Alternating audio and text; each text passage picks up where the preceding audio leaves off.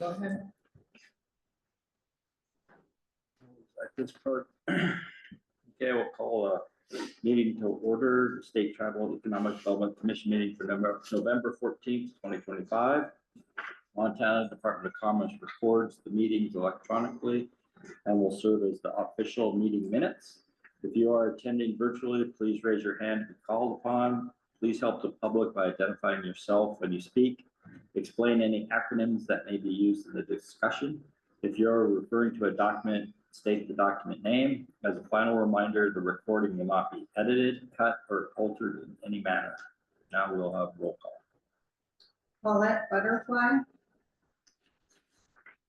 Jennifer Finley. Here. Yolanda Oldthorpe. Hello. Delina Cutzero. Bryce Kirk. Gerald Gray. Present. Melissa Lombear. Misty Cool. Here. Mark Blaisdell. Here.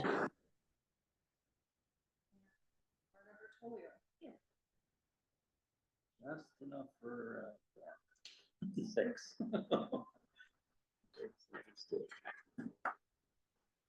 Now, so we'll go ahead and start with the prayer, Jennifer.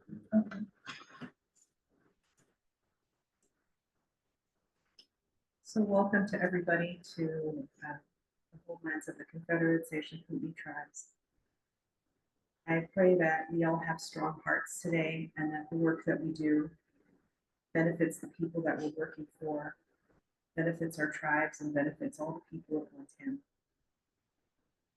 And I pray that we all have good words and that we all have safe, that everybody has safe travels home and a safe visit here. All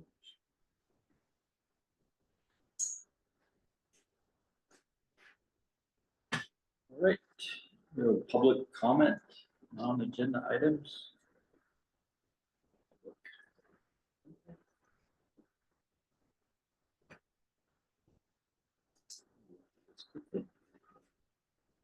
Okay, if we have the approval of the August 8th minute meetings. Okay.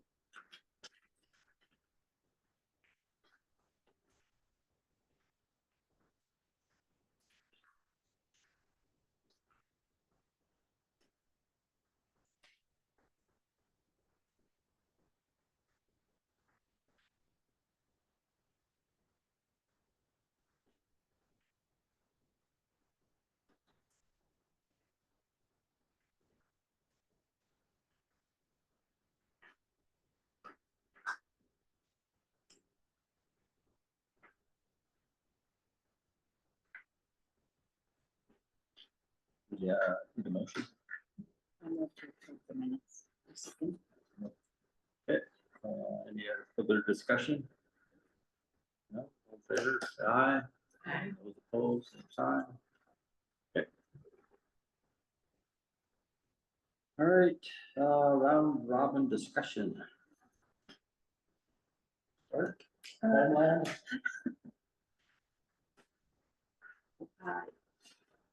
Sure. Things that are going on.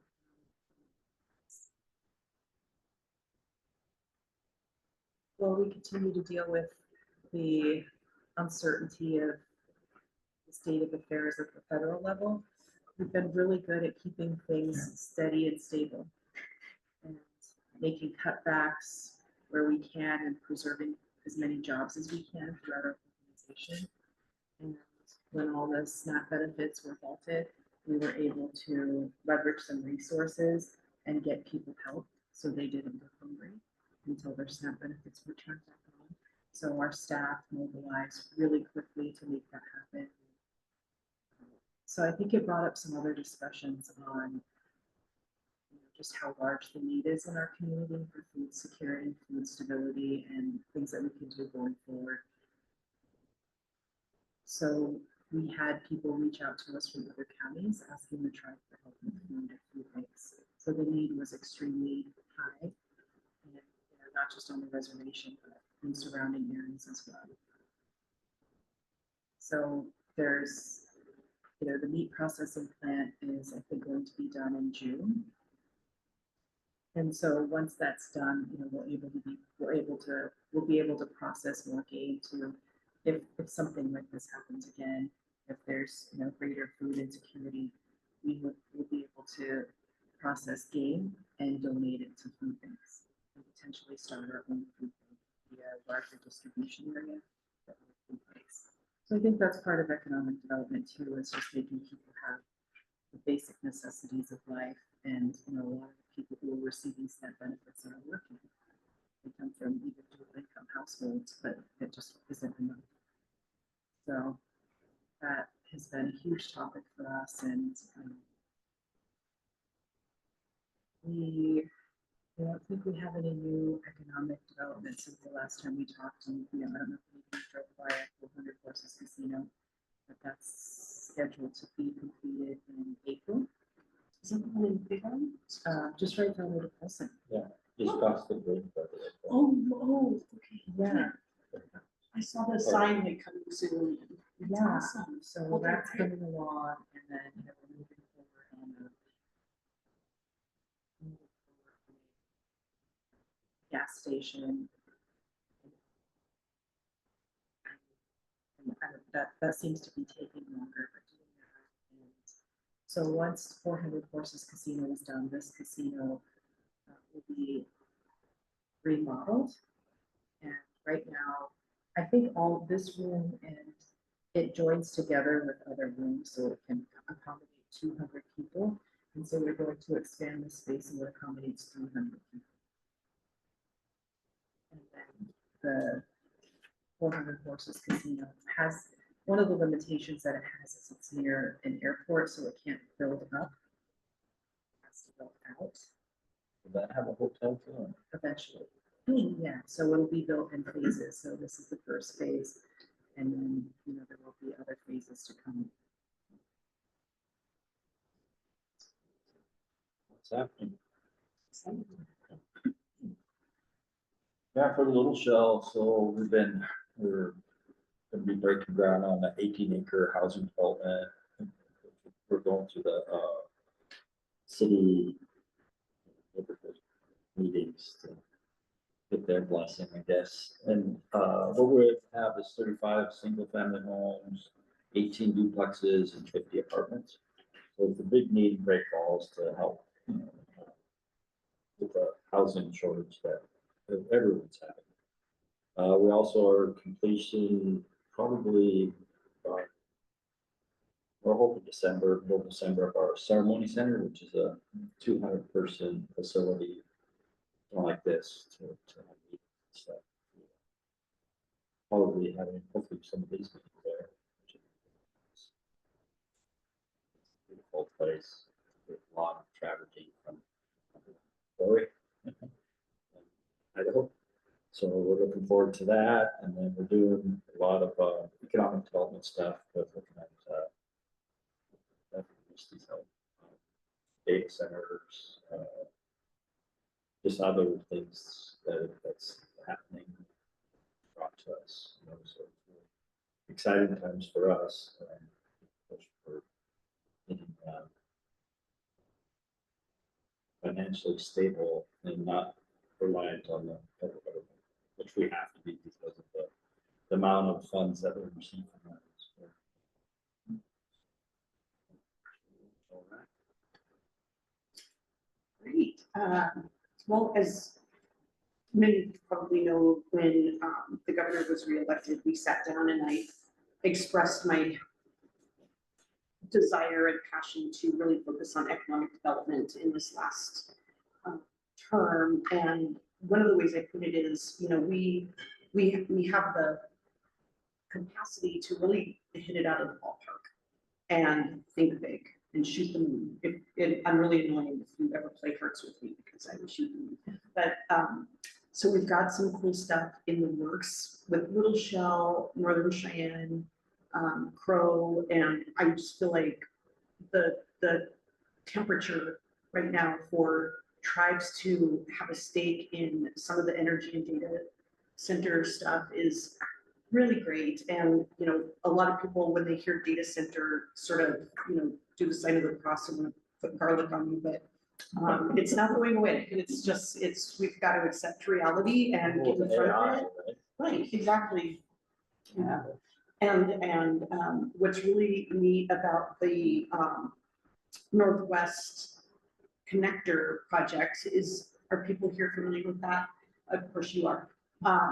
So the state of Montana received about $700 million. We haven't officially. Received Yes. it, but it was announced to develop whole strip to send electrons east.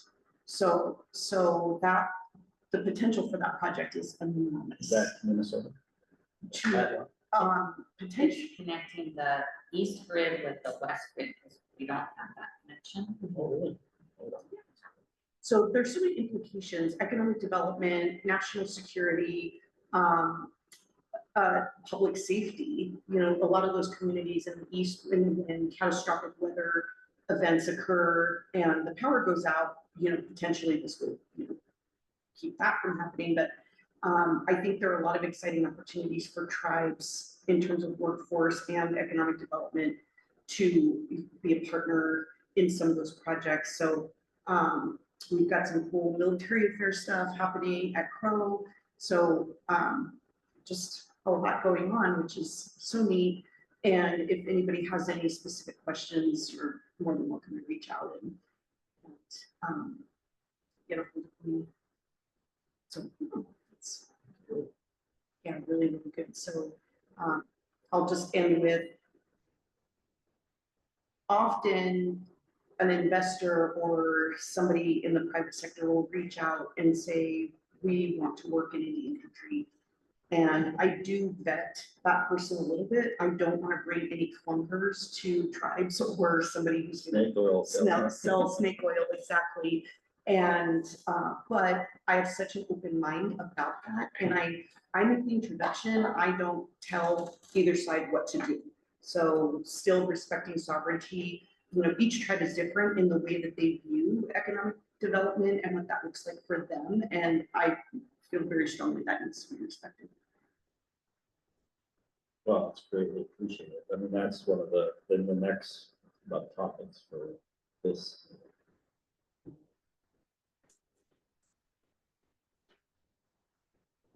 Two happening things this that day. happened in, I would say, in this last quarter that I've participated in was that October Economic Summit, which is a presentation of the man from Arizona, California. Was that the- Amazing. Was Was that the one in amazing. Bolton? What- Indian energy. oh my gosh, how inspiring. That was a great presentation. If you can, there should be a link on their website to go back and look at that. That's very inspiring. I judged EconQuest, which is a high school. They went to Bozeman, and there were different high schools from, you know, class B, I think, to AA, and it's learning the economy. And there was two groups from, I believe, Lodgecraft, and they talked about how do we, they were interested in how to do a meat processing plant down there. And I thought that was really interesting for me. It helped guide them. They were really interested in doing that down there. And so They should come visit us. I know. So And talk to our team of people doing that. In Buffalo herd too, so. so right fit. yes, Yeah, So- big herd. that's all I have right now. The grants, we have grant cycles going. The positive, present. All these Yeah. And I haven't driven, and now of course we're getting into the winter, but my goal is to go up and visit all the areas, so I will do. Before the snow, which is the end of this month. Mark, do you have anything? Morning, Mr. Chairman. Can you hear me? Yep. Good morning, Mr. Chairman, members of the commission. Sorry I couldn't be there in person today. Just a brief update on the BEAD and the ARPA funding for broadband. As you know, the BEAD awards were rolled out. They are currently back with NTIA for final approval. Former Senator Dan Solomon, now that works in the broadband office, is working with Director Cool to help connect all the awardees with the respective tribal governments in those areas to work through to make sure that these are successful. To roll back to ARPA, which was the program a couple years ago, the commission found that 4 awardees from that were not able to complete the projects. Also, we found in mapping that there was about 2,000 households that were not included in the BEAD projects. So we were able to roll those in and do what we called a lightning round. So there may be a few of those projects. They're kind of scattered across the state, as well as 4 kind of designated projects within specific areas. So hopefully next week we'll have at the Broadband Commission meeting, we'll have the results of those awardees and applications so that we can get that money out the door before we risk having it rolled back.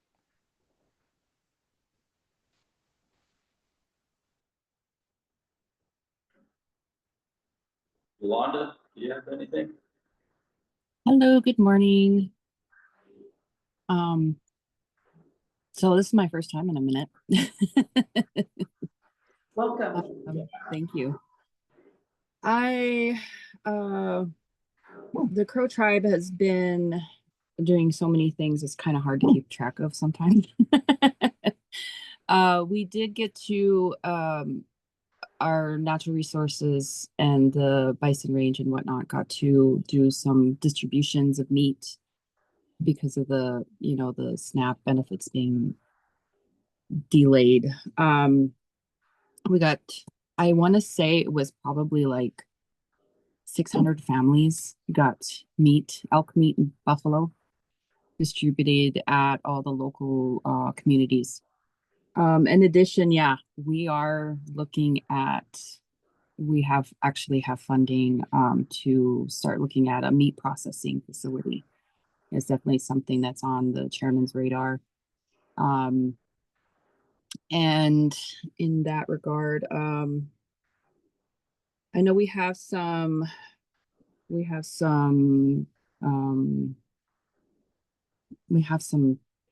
legislation waiting to pass. The Crow Revenue Act and the I forgot what the water one is called. So we're still waiting on those. We're hoping pretty soon then we'll be able to be back into the coal industry, as right now we've definitely gone, we're like at 1/12 of what we used to be able to in revenue. So we've definitely had a lot of needing to be streamlined and cutting down on excess and whatnot. The shutdown and this current administration has caused us to really try to look at more ways of diversing ourselves and not be so independent, dependent on government funding, although that's kind of, the animal we live with right now. We are currently working on the tribal administration building. I'm not sure when we're going to be breaking ground. We're going to be building a transit building. More recently, we got Head Start back. It was like a very, very big, tedious process. In fact, the chairman has said that he's gone in and talked to the Head Start people, and they said, you guys will never get it back.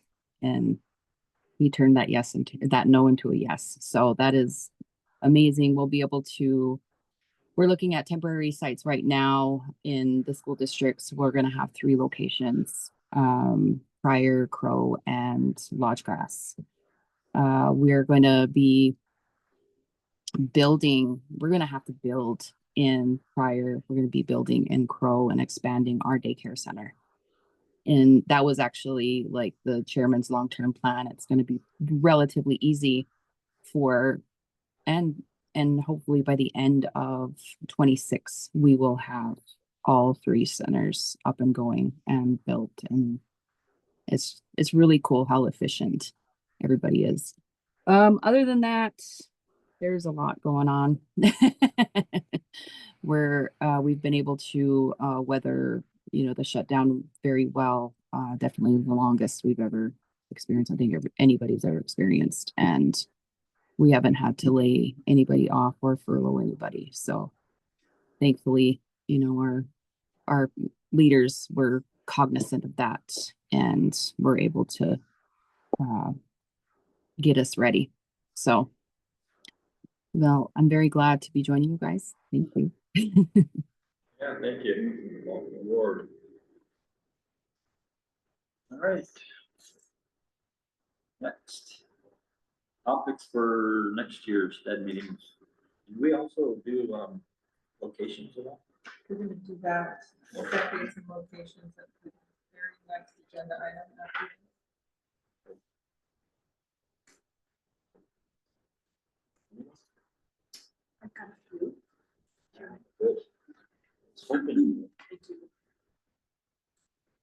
If the commission agrees, and I hope you do, I would like to spend next year really dialing in some metrics for our programs. And for example, with the Indian Equity Grant Fund, I'd like to know, and I think other people, I know other folks would like to know, the history behind, when did it start, since its inception, how many businesses have benefited from the grant, the total amount of money that has walked out of commerce to those businesses, the number of employees that the money has affected, how many of those businesses still exist, what is the average lifespan of an Indian Equity Grant recipient's business, and for a couple of reasons. One, I just think it's really important to track success and, quite frankly, to track failure. And what can we do better? Is this working? Has anybody asked that question? Is it working? What's the mission and goal behind that grant? And are we meeting that obligation? The other thing is, from administration to administration, we never know what's going to happen. And there have been a couple of legislative sessions where I had to defend my job. I had to fight for other positions across state agencies. It's a guarantee that Indian country economic development programs will be questioned in the 2027 session. I'd like to be able to stand in front of a committee and say, this is what it does, this is where we are, this is how it affects, outlying communities. I know one of the grant recipients, for example, in Havre, she's going to open up her, I don't want to say little, but her store pretty soon. That even a small business has an enormous impact on a community the size of Havre. And so I'd like to be able to defend that, and I'm sure Director Bertolli would say the same thing. So I'd really like to work on those over the next year. If those systems aren't in place to measure now, in no way do I want to, propose that we lay this juggernaut of a project on your team. So how can we put systems in place so those are trackable from, going forward? And the other thing that I would like to see, and this is really brainstorming, I think as commissioners, what I would like to see is at each meeting, each quarterly meeting, one or two of us, I'm calling it a partner spotlight, if we could identify a business or an investor that would be interested in working in Indian country, that we bring them to a meeting and they have a conversation with us about economic development. We can ask questions, we could perhaps even, across the table, identify which community would be the best fit. I do that already, but I think for the State Tribal Economic Development Commission, I think that would be just a really cool, life-giving economic development endeavor. You know, we're doing it. This is no indictment at all on how things have been going thus far, but I would really like us to be a powerhouse in terms of bringing dollars, jobs, sustainability, increased household income to tribal communities. And everything, in my opinion, stems from there. We'd see suicide rates go down, families are healthier, just all the things, so. I'm glad you brought that up, because I was thinking the same thing, Great. bringing those businesses. It'll help to bring potential businesses to us, so then we can bring them back to the tribe that might be interested in too. You know, and I'll go back to scholars. He would come around for a little bit and try to connect tribes, but it wasn't in this setting, which I think would really help, because then we could all hear it. And then as far as the Indian equity, I agree with you. I do see, you know, when we have these come in, it's great, because it's a definite success. I don't know how we measure that going back, but I do believe, and I can speak for Little Shop, that a lot of ours are still in business, right? So that really helped us a good boost for that. But you're right, we need to, because you're in 20%. Data's a big thing. The Fed Reserve is definitely good. If you get the tribe to get on there and do that survey of Native nations, they give you your report. You can really see where you're at compared to other tribes in Montana and nationwide that are participating. And it's all about economics, right? And it really helps, because you know then everyone wants to see data, and they should, right? Instead of just throwing money out the door and make sure it's going to work, right? So I agree 300%. And then I would also like to see topic-wise, you know, maybe some financial institutions. It'd be nice to hear from some native CDFIs come into us and talk to us about potential funding and whatnot. We hear about them, all know about them. Some of them else use it. That would, I think, would really help us to go back and think about it and potential, at least get it out to some of the businesses, because we get a lot of, when especially Indian equity gets announced, a lot of Little Shell businesses hit us up. They think it's up, they try, man, not us, right? But if we could also put them in a direction where you could possibly get funding for your established business, and it might be, you know, I don't know, banks are tough, right, in the country. Stock, it's just so big stuff. If I may, they are, if I may turn in, I think we should have traditional bankers come and talk to us. It still exists where, well, I think there's a business in Browning, and it's a tire and lube shop. And he was telling us that I had an 850 credit score, and he could not get a conventional loan. Owned the land. It wasn't trust. In my mind, if his name hadn't been this and it had been like Adam Smith, then, you know, he would have gotten a loan. And I think that if we reached out and made an effort to create relationships with traditional financiers or financial institutions, perhaps we could help remove some of the barriers that Native people face in trying to access capital. I think those are both excellent ideas, and I've just been really inspired, and I remember all the people who, you remember them when they tell you their story, and they're so interesting, and they're so unique. Everyone's really unique, and I know that, I don't know them personally, I'll have to say that, but I know that one of our tribal members, he owns the Napa in town and the tile store, and both of those have expanded, and he got to start through one of these grants. He started very small and just got bigger. And now he has two very successful businesses. So it really changes you know, the amount of people that he employs. You know, it's a huge addition to the economy. And I also like what you said about how strengthening the economy in the country lowers some of the risk factors. So one of my previous jobs, I worked in suicide prevention, and we have one of the highest suicide rates in the country. And I can't remember, I think the statistic was like 90% of people who do that, who commit suicide or mentally are struggling with mental illness. And I always thought that was wrong. I always thought that was wrong. I think that poverty is a factor, and that poverty, when people don't see a way out and they feel hopeless, I think that's different than having mental illness that you were born with. And just feeling trapped and hopeless, and you can't see an escape out, because you can't, struggle to support yourself, struggle to support your family, those kinds of things, with massive debt.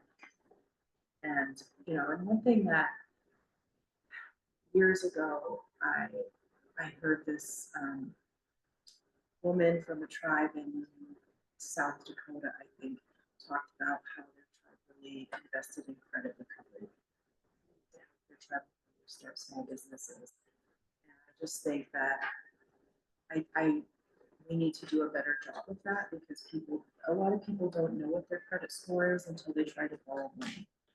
It's like, oh. And then, and I think it's very common for a lot of people to make mistakes, especially when they're younger. But then how do you get out of it? How do you increase your credit score? What is a good credit score? And you're going to have it. And so what are some options for credit recovery for people? And this woman from South Dakota, they have this really great program where people could build up their credit by creating a savings plan, and whatever money they put in it was matched by the bank. And then after a certain amount of time, they would raise their credit score, and then at the end of this program, they would have money to use to buy a business, or invest in starting a business. And they helped a number of their tribal members start a business that way, and then increase their credit score, become credit worthy, so they could go and I understand there's challenges with banks, but certainly credit scores that for some people try to start a business. So, how do we help people raise their credit scores and learn more about it? So I think financial literacy is really important. In our own communities, starting as young as possible.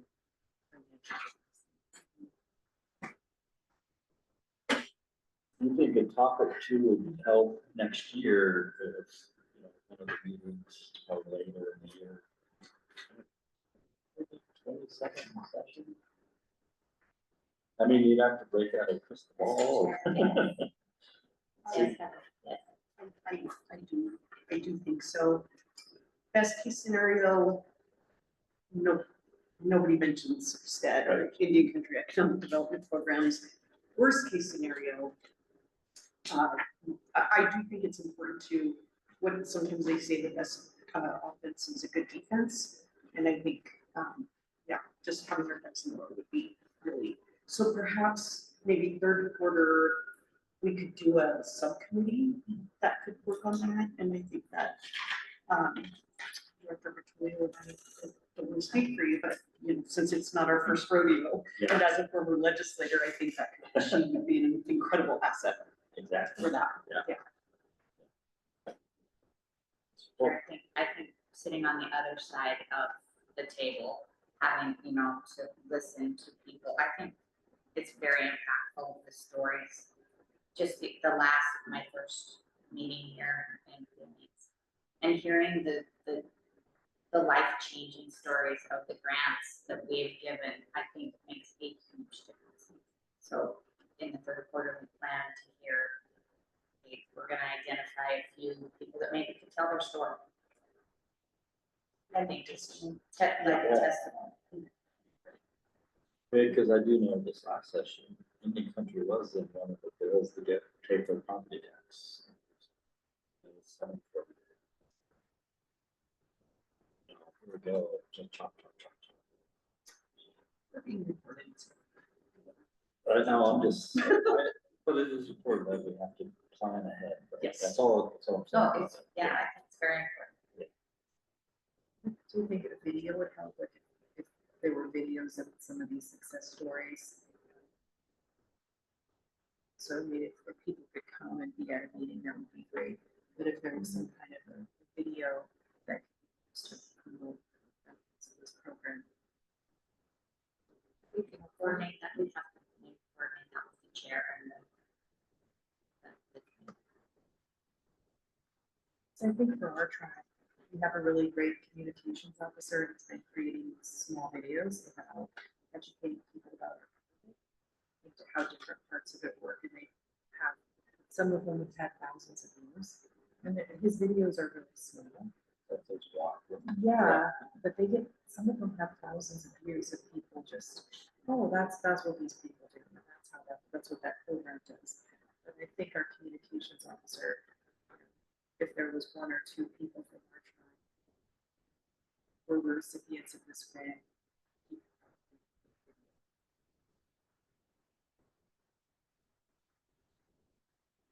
I apologize for being late. I'm Paulette Butterfly, Blackfeet Tribal Planner and Economic Development, and the administrator. And I wear several other hats in the department. Everyone's had a big cutback, and so it's busy. Economically, it's busy. We're on topics for next year's meetings. Feel free to bring them up. Well, this is my first STEDC meeting. Welcome. Thank you. My predecessor was Cheryl Davis.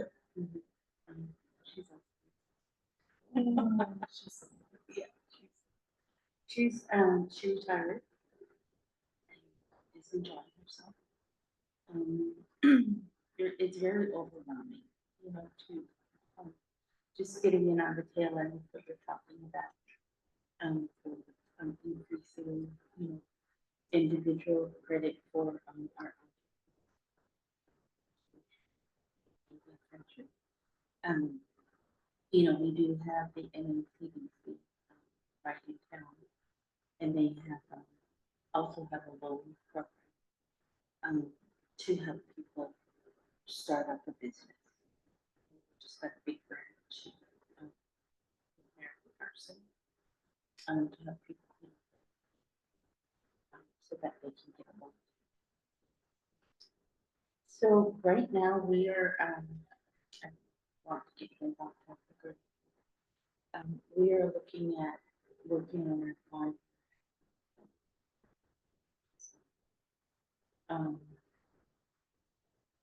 So I brought to share. This is our rough draft for our SIDS. We were the finalists for. Well, I'm just going to say we're not finalists. We're winners of 3 awards. It wasn't supposed to announce it until the end of the month of the national award. I don't know what that means yet, but this is my actually I'm in this position because Cheryl had contracted me to do the SIDS for her, and in the past they were just kind of copy paper with a little regular. So we had applied for the community forward pilot program, and we luckily received that grant. And so out of that grant, we were able to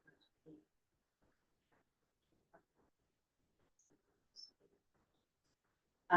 We had a retreat in Missoula in this past August, and I was very fortunate and felt blessed that 7 out of 9 council had attended, because it's very hard to get the council into a meeting. So they didn't really, trustees, your council does not really understand this. You just kind of have to have them. Well, because they can go in a lot of different directions. So this SEDS has really helped them to come together and provided them some focus and some direction on what economic development is, why we get the grants, um, and just kind of, and it's just a throwback um, on what areas we need to really focus on to build, not only build the economy, but to uh, like housing, transportation. How important are those? How do you prioritize them? And because I don't even think we're not priority. We knew those issues were there, but they just were prioritized. So then this document has really helped. I'm doing public comment until November 30th for our 30 days, and then it will be finalized and I can send you. So I'm just gonna kind of roundhouse this for you to take a look at, and I hope that I'm not too big with you guys. Oh, yeah. Okay. And then, so this is awesome.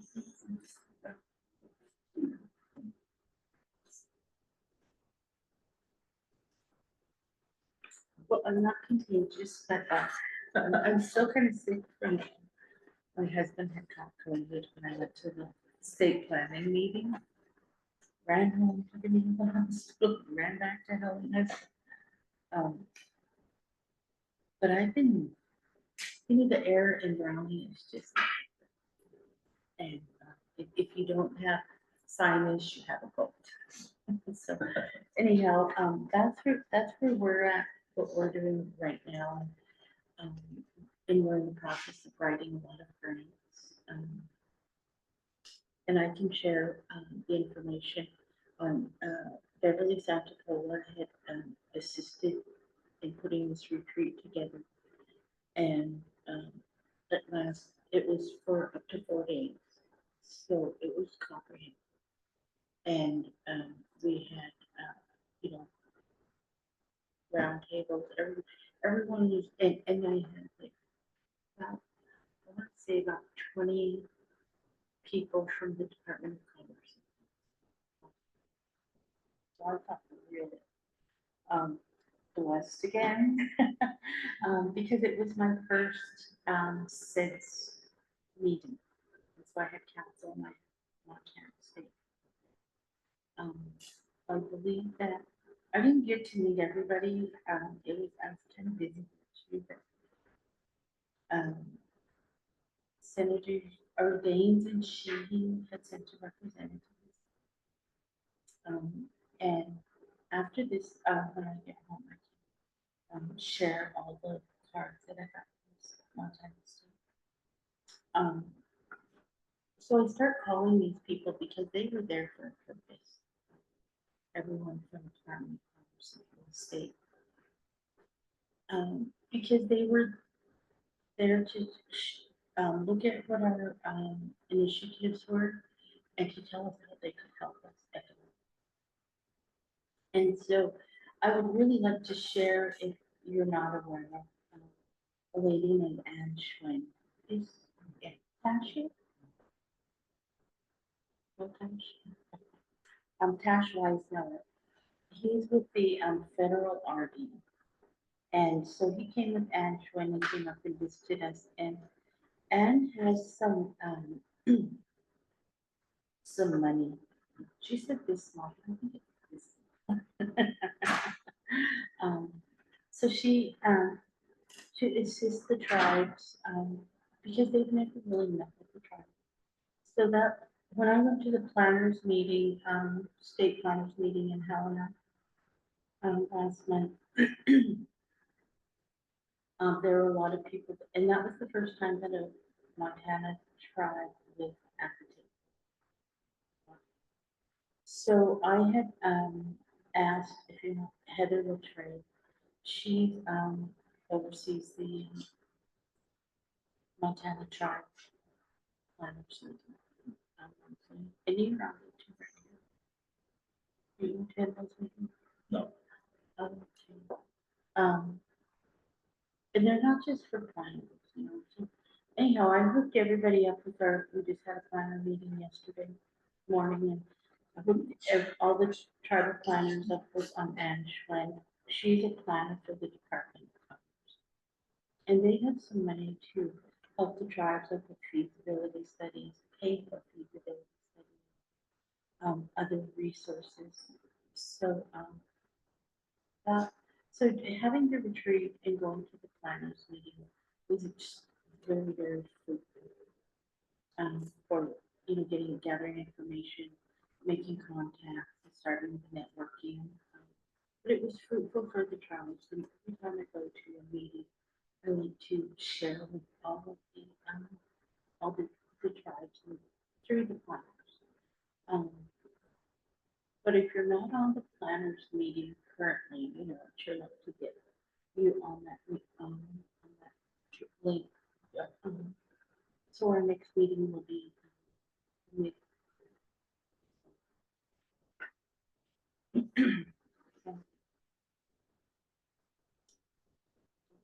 So right now, our large projects I'm working on is the new care center. And we have some seed money, like 1.4 million.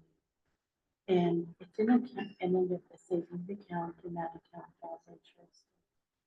It's been drawing interest probably for the last 5 years. So it's grown quite a bit, but that's just seed money. And we've had several plans, designs, over the years, and the most current one, um, excuse me, Cheryl had a design done in 2018, and that one was for 40 beds, and we had unfortunately had lost some money, like $8 million from because she couldn't get anybody as far as the council. So we both tried to salvage it. I came out, and besides doing her, I came out for the set. She just used me for other things. She's the busy woman. So we tried to salvage the money, but unfortunately, without support, we weren't able to. So we are currently thinking.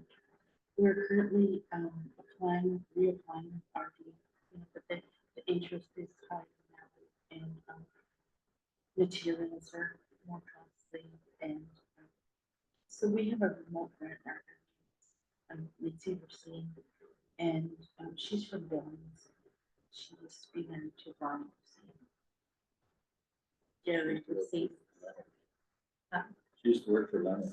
Yes, yes. So she is in Athens.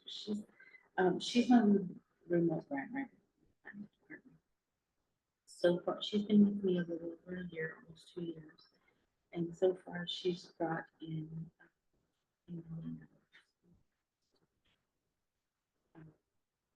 the people who had helped develop these said crops. I met them at a summit in California. And they work for they do write grants for the Ute tribe. So you can certainly, contract them, but they brought the Ute tribe over 700 million.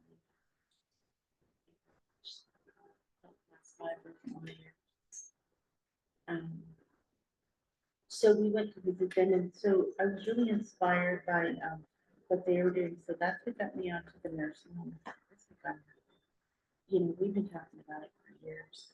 So currently their census is like, and probably an average of about 35 people. And, but right now they actually have 40, and they have room for 40, or they have beds for 46. However, RD wanted them to, kind of downsize on it. But, that was back in 2018, for me, for making that suggestion. And since then, the population and residency in the care center has grown. So we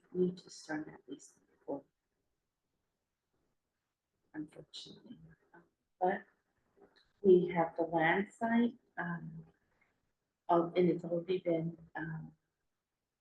it's already been assessed, environmentally.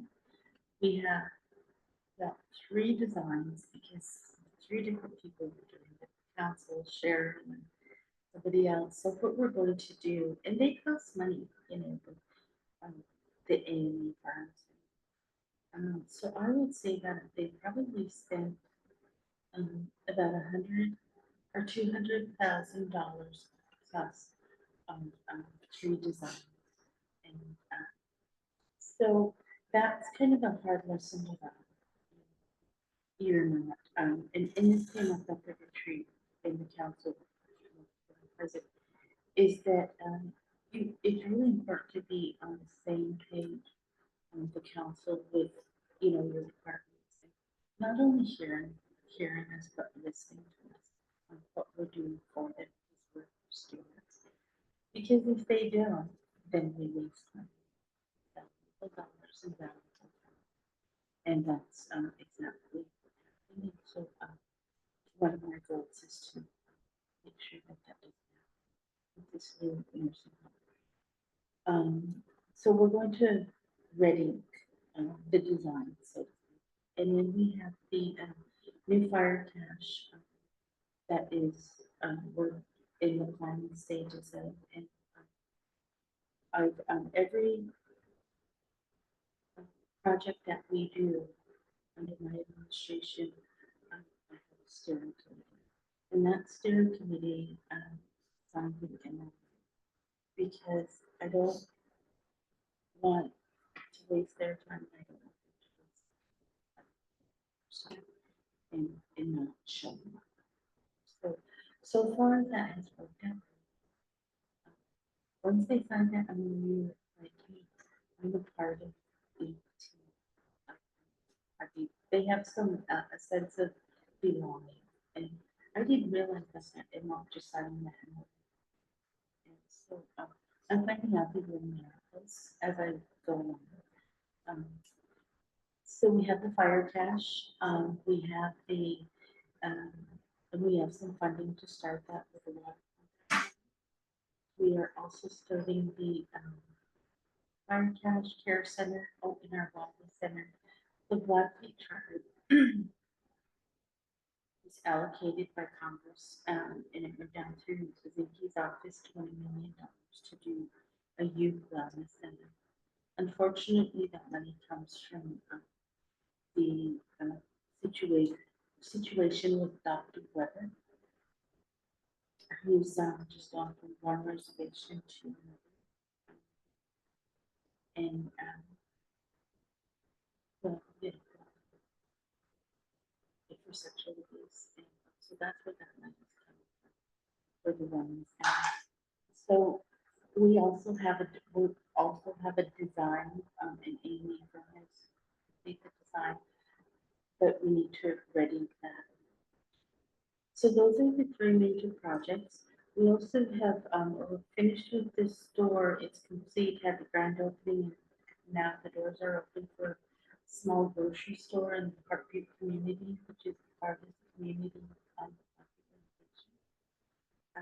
We had just finished their new dance arbor. That was my first project, and it was scary because this is, economic development. This is business, especially on the mental health.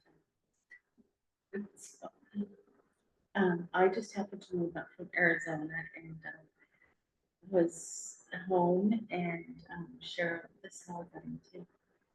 Was Cheryl contracted. It's been I've had quite the learning curve, but I could see why she was so passionate about what she did. And I have her to bounce things off with them, and some that she provides me some guidance. She said, "Remember every time." Don't bother me.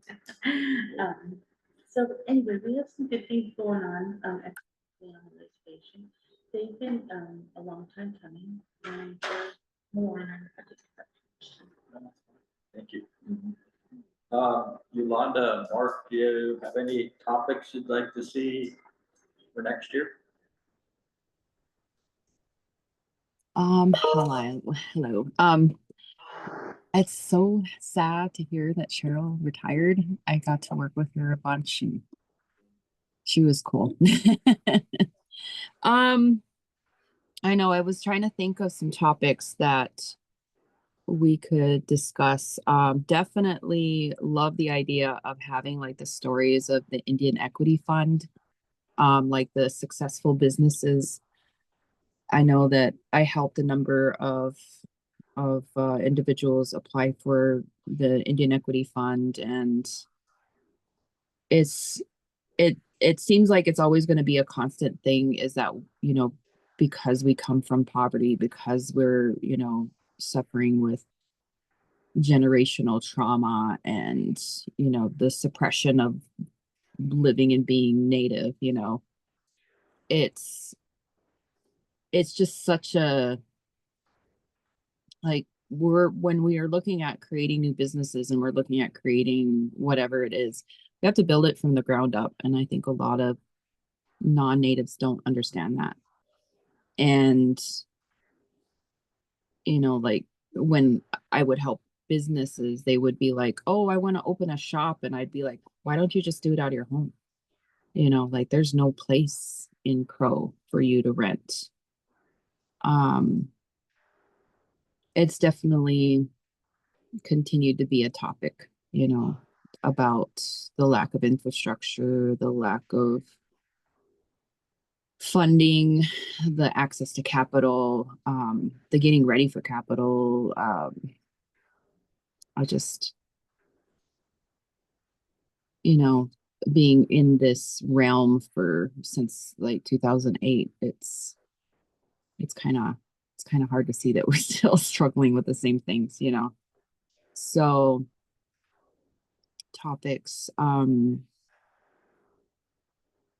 you know, I know that we have a lot of CDFIs, community development financial institutions like NACDC and Browning. We have Plenty Doors here in Crow, and they're doing the work for the people. They're doing the individual development fund accounts to help people get their credit fixed, and sometimes lending. Like I got to serve on the board of NACDC, and it was really awesome to see how far they've come.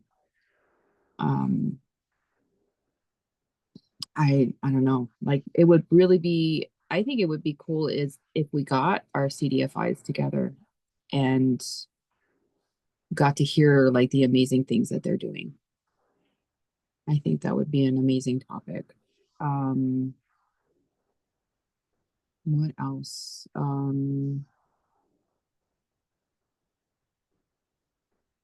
know that.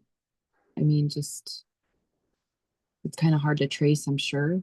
But like, what are some things that we as commission members and participating in the STED, what are we doing? Like what have we been able to do and facilitate? That would be a really cool topic, I think. Those are just a couple of my ideas. Good, thank you. Mr. Chair, if I Yes, may, ma'am. for Yolanda and Paulette, but just since you're new, meeting topics don't have to be decided today. So that's a living thing. So for example, if there's a meeting coming up and you have a great idea or you want to bring somebody, Marilyn is happy to entertain that if there's time. So please don't think that that has to be decided today. And for those who don't know, there is a coalition of CDFIs, the Mountain Plains CDFI Coalition. It's 5 CDFIs in Montana, Wyoming, South Dakota, and North Dakota. They have had annual meetings. Unfortunately, they are struggling a little bit. Significant amount of their funding got pulled at the beginning of this year. So that also might be a good opportunity for us to hear them out and see in ways in which perhaps we could be helpful. But that's just for the group's awareness. Mark, did you have anything you'd like to see in the topics wise? I don't think I have any additional topics. I do appreciate Director Cool bringing up kind of maybe taking a look at some of the programs and being able to identify those success stories. You know, every session's different, and obviously a number of sessions they always talk about doing things like zero-based budgeting, different programs or different agencies, and it's just really good to be able to have that data and have those tools and those stories available to showcase when the committee puts it on the agenda. So I think being prepared is good, and obviously we want to highlight and tell the story of the successes, but also identify what we can do better. Thank you. All right, well, these are all good. Like, I'm glad you brought it up that, Misty, that, you know, these are just ideas and kind of a thing that we can give to Maryland that we want to see. Also, one other thing would be nice to see some, you know, if any collaboration with any state agencies like Department of Labor, governments that does a good job, you know, that kind of thing, or, you know, that's, does affect us. All right, we'll move on then to meeting dates and locations. Sure, Greg. I was wondering if the commission would think about for February, just not sure what the weather's gonna be like, if we wanna try a virtual meeting. Curious if that would be something. Matter to me. Yes, and Mr. Chair,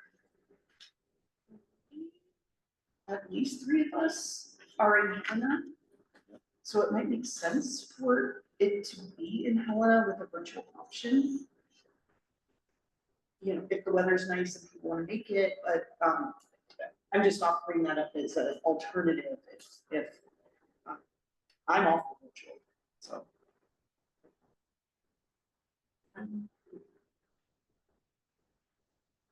So it's interesting you said that, because I was thinking Helen for that's February. That's up to you guys, the dates. We normally have it February, May. Oh, so I August. stick to those. Stick with the cadence, yeah.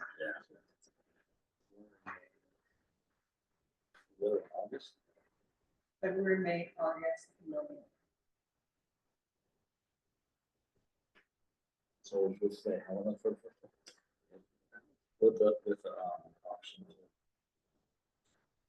Every meeting is an option. We have Oh, an right. option, so that's fine. I think I like it in person. Okay.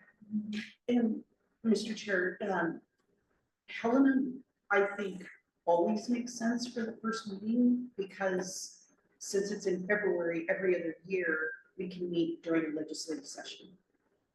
And perhaps looking forward to 2027, we can talk about this later. I think we could take advantage of some opportunities to, you know, hobnob with other committees or, you know, ask the governor to host a reception or what, I'm just tossing that out there for now, but I think our first meeting of the year in Helena always makes sense. Okay, so we have May. We gotta figure out a date. Oh, I mean, we could just choose, you know, whenever in February.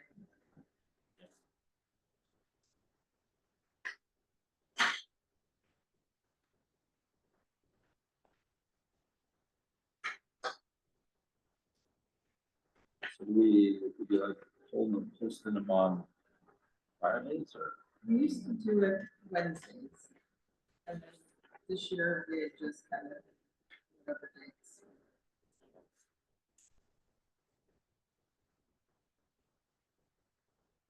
The date in February they want to meet? Wednesday, 4, 11, 18, or 25?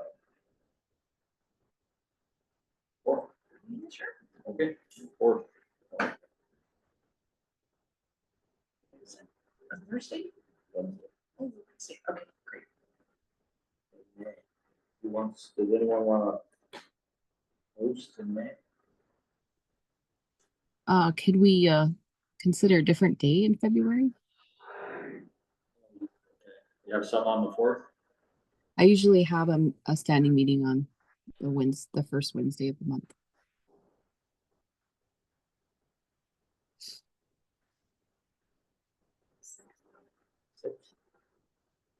Sixth. You go with the 6th? Yeah, I think Fridays are a good day, actually. Just for travel's sake, the day after, you know what I mean? Agree with that. I agree with Fridays. When they're on Wednesdays, if it's a significant haul, that eats up at least 2 business days. Yeah. Exactly.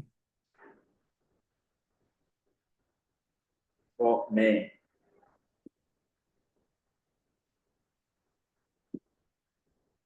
Then we're looking at graduation season.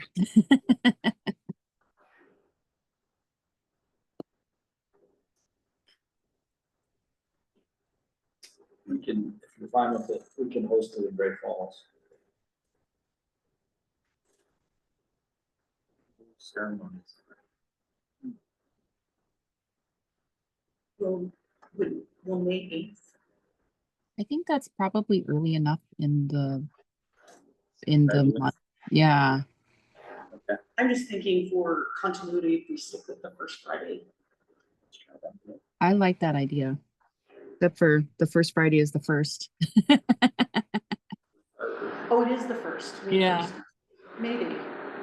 That's not too bad actually. I like the first. Then you're done. You're just done with, like you don't have to worry about the rest of the. First. And August. August here. August in the flag. So that would be August 7th. August. And November. Is that usually when? Let's see. When's Browning? Oh wait, Heartbeat's the second weekend, right? August. Yeah. I'm thinking of the powwows now. Is that the second weekend of August? No.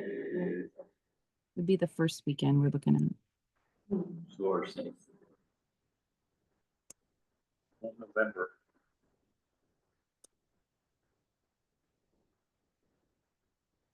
So we're in Great Falls in May, or we in August? Here. Okay.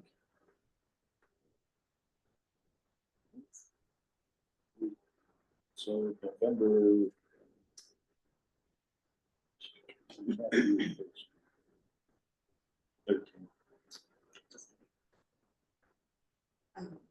13th.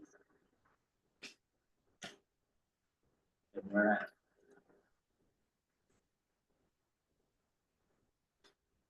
So where are we in August? Here. Polson, In here. Polson. CSKT, wherever Jennifer puts us. And then November, where are we looking at?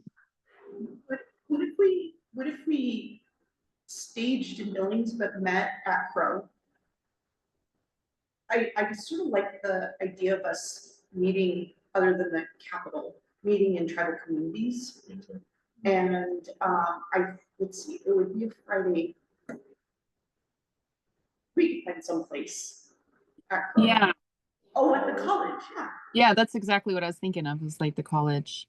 Yeah. And all camp at Yolanda's place. Yeah, well, I live in Billings. she's like in the house. And my camp is like November, it's like We'll do Friday the 13th in Billings, or we say Crow. Billings Crow. Yeah. I know we have we just remodeled the multi-purpose building. So if that might be an option too. Say Crow. I know, because we're having big events coming up, so. Cool. We set them. Sounds good. Can I quickly just go through the dates so we've got it? Yeah. February 6th in Helena. Great Falls, May 1st, Flathead, August 7th, and Grow, November 13th. Okay. All right, take a break. Okay. Yeah.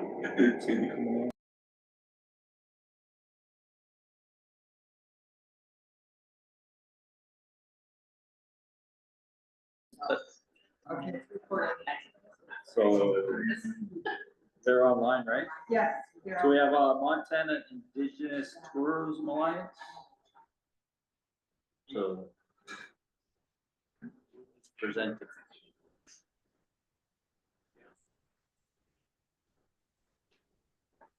Hey, ladies, the floor is yours.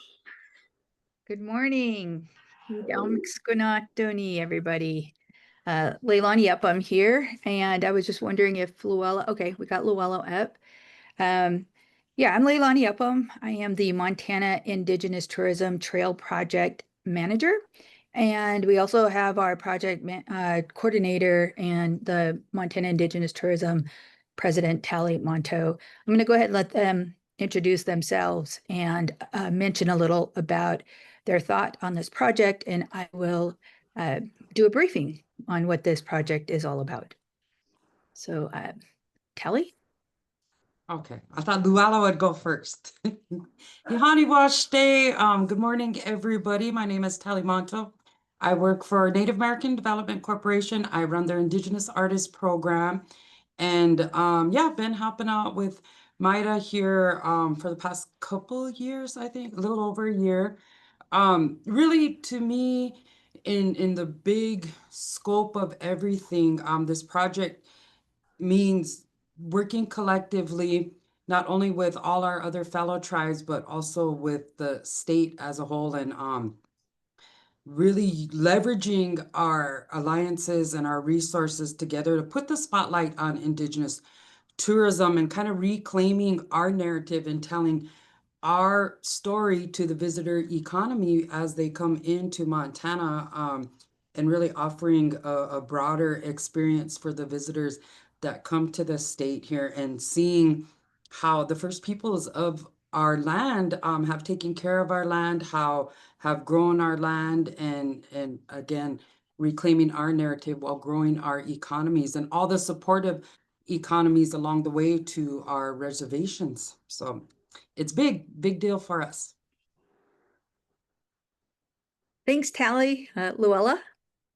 Good morning, everybody. My name is Luella Bryn. I'm the project coordinator for this grant. I just second everything that Tally said just now, but I really think that this grant program is going to really help us unite different tribal areas together in a way that we haven't really joined. And like the power that we have in tourism and the tourism economy in Montana it's really an untapped resource that I think we can use to really help tribal people not only build industry, but like build confidence, build revenue, and even start building like preservation efforts. Because when we're talking about the tourism economy, like they want the stories of the Native people in Montana. And the only way we get those stories is by working with our preservation offices and working with our elders and working with our knowledge keepers. So I think that this project it really does have the potential to pull tribal people in Montana together in a way that we haven't been pulled together before. Awesome. Thank you, Luella. So I'm going to go ahead and start doing the presentation on what this project is. And I'm going to be starting out kind of with we've been building on a campaign message across for Montana. One of the first things that we are doing is building individual steering committees or kind of guiding groups in each one of the 8 tribal nations in Montana. And with that, it's really important to kind of have like a shared understanding and kind of driving that in the sense of indigenous-led tourism. So going to start out with that message, then I'm going to talk about the first 2 years of what we're planning on doing in this project. So and then as we go along, the three of us will be they'll be chiming in, I'll kind of get it started and we'll just share along for this. But before I get started, Marilyn, how much time do we got and when do we have to stop? Chairman Gray, that would be. We have looks till like- 11, Till, Well, oh, So, but you present what you need to present and we'll make it work. okay. Okay, great. Thank you. I was like, oh God, 11, we got 12 minutes. Okay, let's see. I got to share the screen.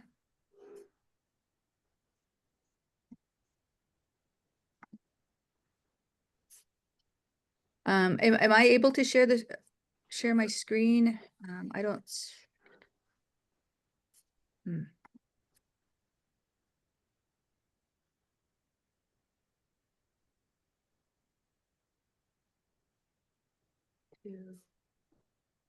Is it not allowing you? Yeah, I'm trying to look for it and it's not really, let's see.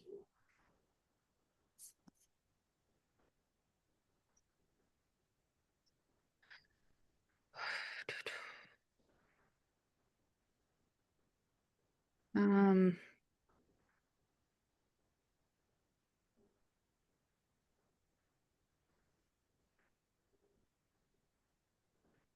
yeah, I don't know. It's not coming up to be able to share my screen here.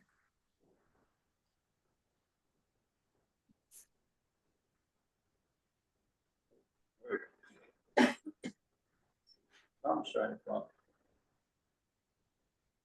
There we go. This isn't the one I'm trying to share. What do y'all see right now? I don't see anything. Blizzard. Yeah, that's it. It's just a white screen. Okay, thought so. Um,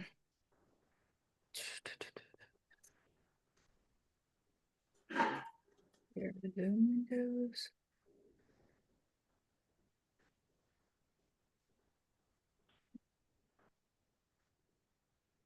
Darn it, I don't know what to do. I might just have to do this without. Did Horrible. you email it to Marilyn? Yeah, do I have full private? Oh, there we go. Now it popped up. I got it. You see it? Yep. Yeah. Hey, right on. Okay, so the Montana Indigenous Trail Project is a project under the Montana Indigenous Tourism Alliance. And what we had done is we built a steering committee across the state in Montana and representing each tribal nation here in the state. It is funded by the Montana Pilot Tourism Community Grant. We are the second cohort. And one of the driving forces is, of course, building economies and sovereignty through community indigenous-led tourism. Here's the list of the MIDA board officers. And under that is myself and Luella. We just introduced ourselves. And under that is our steering committee for the overall project on top of the subcommittees of each tribal community. And we are working on building that. We are a little behind in the year as far as like getting this started. So so we're just kind of getting started on the building our subcommittees. So just kind of opening, like I said, we're going to talk a little bit about the messaging that we're going to be bringing across the state and our tribal communities, and really talking about our people and our strength. And just really acknowledging, first of all, the economics, the economic, what do you call it? Kind of social climate that is happening right now, especially immediately with the federal shutdown and some of our programs and even SNAP being on hold and things like that. And so affecting our jobs and basic programs. You know, this is a huge challenge in our communities because we're already, you know, economically developed, challenged as it is. But we look at it as an open door for us to kind of take back that power and to build our own pathways forward. And as you know, our people have faced a lot of hardships. And so moving forward with this federal shutdown, believing that our ancestors who have survived and adapted and relied on each other. And that's why community is so important, in knowing that that strength kind of still lives in us today. We look at tourism as an act of sovereignty, kind of thinking about that, wanting to reframe tourism as an act of sovereignty, not as an outside industry coming in. We talk about tourism. I'm not talking about outsiders coming in to take pictures or consuming our culture. I'm talking about what our people, that our people are leading the way, sharing our stories, our art, our food, and our homelands, and on our own terms. So when we talk about Indigenous-led tourism, it's not dependency, it's sovereignty in action. It's about making use of what's already ours, our stories, our knowledge, our connection to our homelands, and creating opportunities of self-reliance. Tribal tourism is cultural continuity, and it's a modern way to sustain traditional knowledge, create local jobs rooted in cultural identity. And so that's kind of, you know, in a nutshell, what we're talking about, that we want to guide our visitors with our own voices and strengthen our local economies through our own sovereignty. So with that, Luella and Tally, do you want to add anything to that portion? No, you're doing pretty good. You know, like really the whole Trails project at its core is about uplifting not only our tribal communities, rural, urban, reservation based, and like I said, highlighting that our Montana Indigenous Trails project really is also about investment in the future of overall Montana tourism, and kind of like Leilani said, Indigenous led preservation of our knowledge, our language, our culture, place-based histories. And with this, Montana, or MIDA, is helping Montana also preserve that, and while promoting what is sustainable and strengthens our tourism sector and advances our community pride, Indigenous, and all those supporting communities around our reservations, and even really into the urban centers, with Great Falls and Missoula, Bozeman, Billings here, Halanon. The Trails Project will really strengthen that. So yeah, that's my input.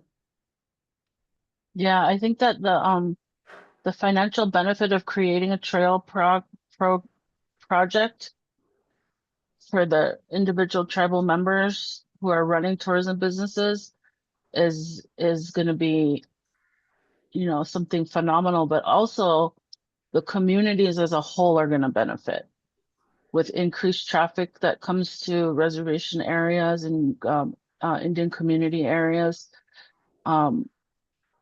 Businesses that serve community will benefit from this project too. So like gas stations and tire services and restaurants. It's not just about tour operators. Really, it's like it's a whole economic spectrum. Thank you, Luella and Tally. Okay. I think I skipped over one. That's okay because we're probably running out of time. I'll just leave that slide. So one of the first things is defining tribal tourism, and that is defining it as a whole, but also individually with our separate 8 communities. One of the things why this is really important, we're going to be depending on the ITRR with the community assessments going into our communities. And one of the things that is holding them back that they told us this week was that, you know, they can't define tribal tourism, we have to. So kind of moving forward with these assessments and learning what each one of our communities need and the questions that should be asked in these surveys. So this is really going to build forward the community or the trail project. And so let's see. So these are just some of the how we may define it by just kind of looking at these. I'm not going to read them all, but if you want to just take a look, if you can read them, are they big enough on your screen over there? Anybody in the room? Yes. No, they're good. Are they small? No, they're fine. Okay, great. Okay, so so the ripple effect, right? When our community prospers, when visitors come and our economy grows. Every visitor who comes to learn from us is contributing to our self-reliance. Tourism, you know, it does feed our families. I mean, when we have our money locally, you guys all know that I'm kind of preaching to the choir here. But, you know, we're able to even in ways fund some of our language revitalization, support our land stewardship, while honoring our own sovereignty. And so those are just kind of some of the things that we're thinking about. Every visitor who stays in our community, who eats tribally owned at the cafe or food trucks or buys our beadwork, art, or indigenous fashion, even hunting and fishing, you know, comes and stays right here in our communities. And so we really want to really forward this message in each one of our communities, like why it's really important and why it's good for our self-reliance and how the visitor economy really honors who we are, and not by copying anybody else, but by really sharing what makes our communities unique, each and every one of our communities. So Tally and Luella, you want to chime in on any of that? I think it's important to really take part in that last point. Tourism becomes a circle of giving and not taking, where we're giving them information, we're giving them knowledge, we're giving them our stories and history, but like they're also giving to us. You know, they're helping our economies, and I think a lot of people have the idea that tourism is just selling of our cultures, when really that's not it. It's reciprocated. And if we can benefit, we can protect what we need to protect, share what we can share, and still benefit from that. I mean, everybody wins. Yeah, just to piggyback off all that too. Like, we're not just with this project, we're not just creating trails, right? We're also, you know, protecting what is sacred to us and still promoting what we have to offer on our tribal lands as Native people here in Montana. But you know, we're really wanting and going to create gateways really into this deeper understanding for our visitors and for our own people within the state too. Cultural continuity and overall shared prosperity, right? But from our point of view, from, you know, typically, which is what's kind of going on, what I see too, is that the tourism trade here in Montana is telling stories about us and not by us. And that's kind of why Montana Indigenous Tourism Alliance was formed, because we want to reclaim our history, but also kind of keep the visitors away from our ceremonial sites and our sacred lands. And like I said, just promoting what we have to offer to you know, defining our homelands, our histories, our futures. And this project will change that and is already in movement to change that, and really hopefully in these next few years working all collectively. We're just laying the infrastructure and kind of setting the stage and being a model. Montana really is a model. A lot of us from Montana delegation came back from the National Indigenous Tourism Conference, and other states are looking at Montana as the model and what they want to replicate, because we're all working together and collectively to advance our tribal communities when it comes to tourism and our overall state. The points guy who is on Instagram, he travels to all these international places and domestic places, and Montana is #2 on the domestic travelers list to visit because they all want this authentic indigenous cowboy experience. And I think by investing more into indigenous tourism and us telling our story and building our economies just dives into that deeper. So we're creating this gateway and really setting the example and creating this model that really other states are wanting to replicate as well. Thank you. Another thing that we want to touch on too with the messaging is the tourism is healing. You know, it might sound kind of kooky, but when you really think down deep into it, it really is. We think about like, you know, framing it, tool for healing and balance. We think about the positions that we can hold in tourism as cultural and ecological responsibility that really brings healing to our people, not just as an economic tool. We're not just thinking about money, right? And one of the other things is healing our connection to the land and healing our economic independence. So that is really kind of important for us to kind of hone in on. Now I'm going to kind of go faster. I'm just going to touch on this because of time. Community-led tourism, back to, you know, what we were talking about, is really this is part of like the call to action, building together, right? Inspiring ownership and participation throughout our communities. And so, like I said, you know, forming these steering committees where our communities are going to be leading the way, and having like these committees will be diverse, right? We're not going to just have it unbalanced of just these kind of people, but it's going to be balanced from, you know, entrepreneurs, youth, elders, ecological, fish and game, preservation, you know, economic development. So statewide network of indigenous-led experiences across Montana, and a website and an app to guide visitors. Kind of jumping ahead. So thinking about too, our sovereignty, another part of the messaging, campaign messaging, our sovereignty is our strength. We cannot rely on systems that have failed us. We have to build our own path forward.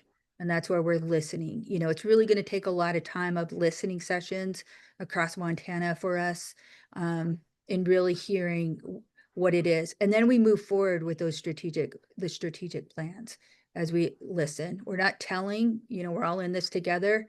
We're working together collectively. So there's that. So in the first year, we're just going to go over the first 2 years in this project. Year one's objectives is defining the project manager and the project coordinator's roles and hiring. And so we've already done that. Establishing the tourism committees, we're working on that right now. And then moving into beginning to develop that 5-year Montana Indigenous Trail Project strategic plan. And then the tourism community assessments. Now those, we had a meeting with ITRR, and it really does look like it's going to pull out into 2 years. They said it would just take a miracle to do it in 1 year for the first statewide. So we're going with that flow of working on that. And again, we've got to hear from our communities. Looking at partnering, and you'll hear that later on down the road with the Montana Travel Tourism, and doing summits across Montana regarding a bigger campaign and guidebook that will be coming out in 2027. Another big thing is developing a logo for this project and a branding. So really our branding story. And again, that's going to be that feedback, right, from our communities. Traveling for promo and trainings, you know, going into our communities, doing our thing to promote this campaign. And of course, monitoring in evaluations and admin expense reports. And that's going to be for both years. Second year, I didn't put that down, but you know, it is going for both years.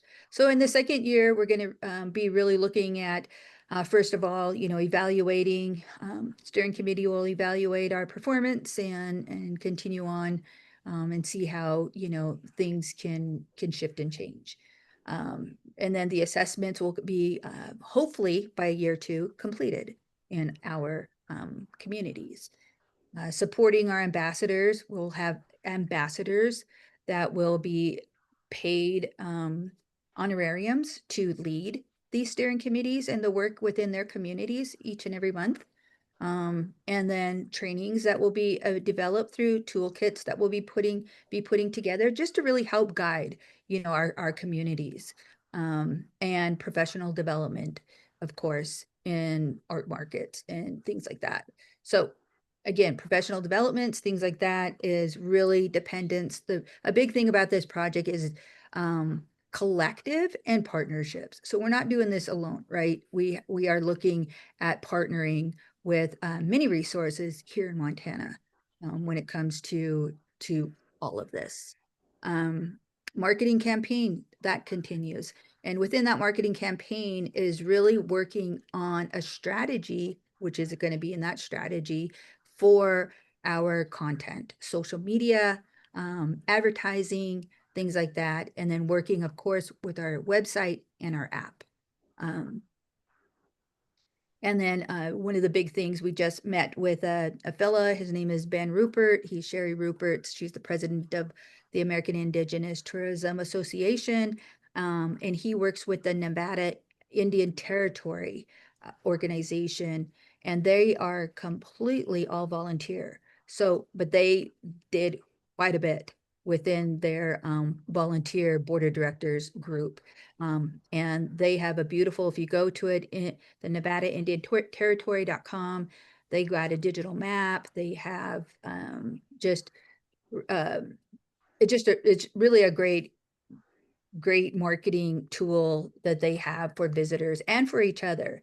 And so we have already started those conversations, and they are so willing to help guide us in our project as they learn and know what our vision is.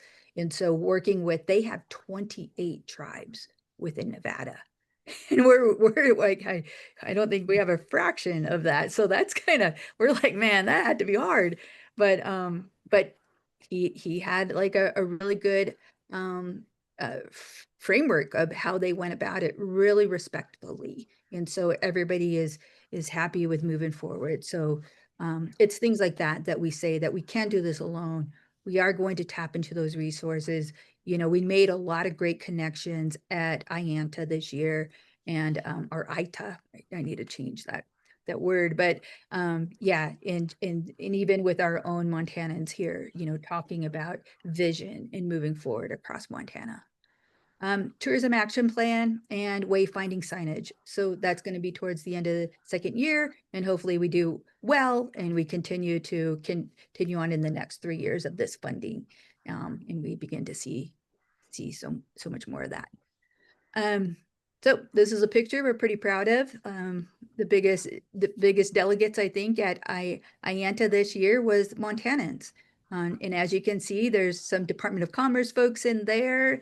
There's entrepreneurs, there's tour operators and museum, you know, and we're standing right there at Brocade Designs from Crow and, you know, at her stand. And so this is just kind of a symbol of messaging that we are the change, and that together we can challenge the opportunity, but we got to do this together. It is empowering, and so it's just really exciting. It was really an exciting energy with all of us there, so positive and so like wanting to work together and to really come together as a whole of not just our tribal nations, but also as Montanans. So if you want to add anything, Luella and Tally, we were all there. So I would love for you guys just to kind of chime in on kind of what this was all about, of working together, having these conversations, exchanging business cards with people across Indian country and the nation, things like that. Yeah, I think it's important to reiterate what Leilani was saying in that people really are, maybe Tally was saying it, but people really are looking at Montana as a model, not only in how we get funded through the state and our grant programs through the state, but in like how we're working together.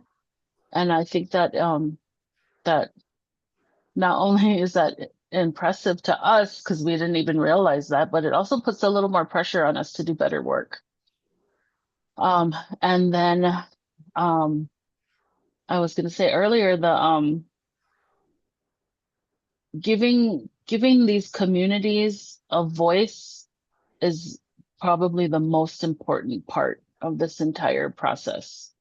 And that's why the listening sessions and the surveying of the communities is going to be so important, is that we want every Native community and reservation to be represented the way they want to be represented in this project.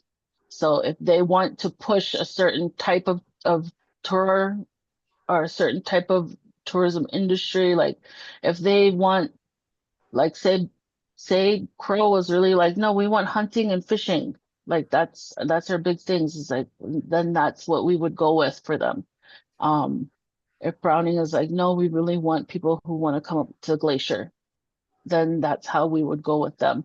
And it's giving them their voice back, and that gives them power back. And that's super important, to give people the power that they don't have right now when it comes to what the state is pushing or what the state is marketing for tourism in Montana. The tribes have no power and no say in that. So it's important that this project give them that.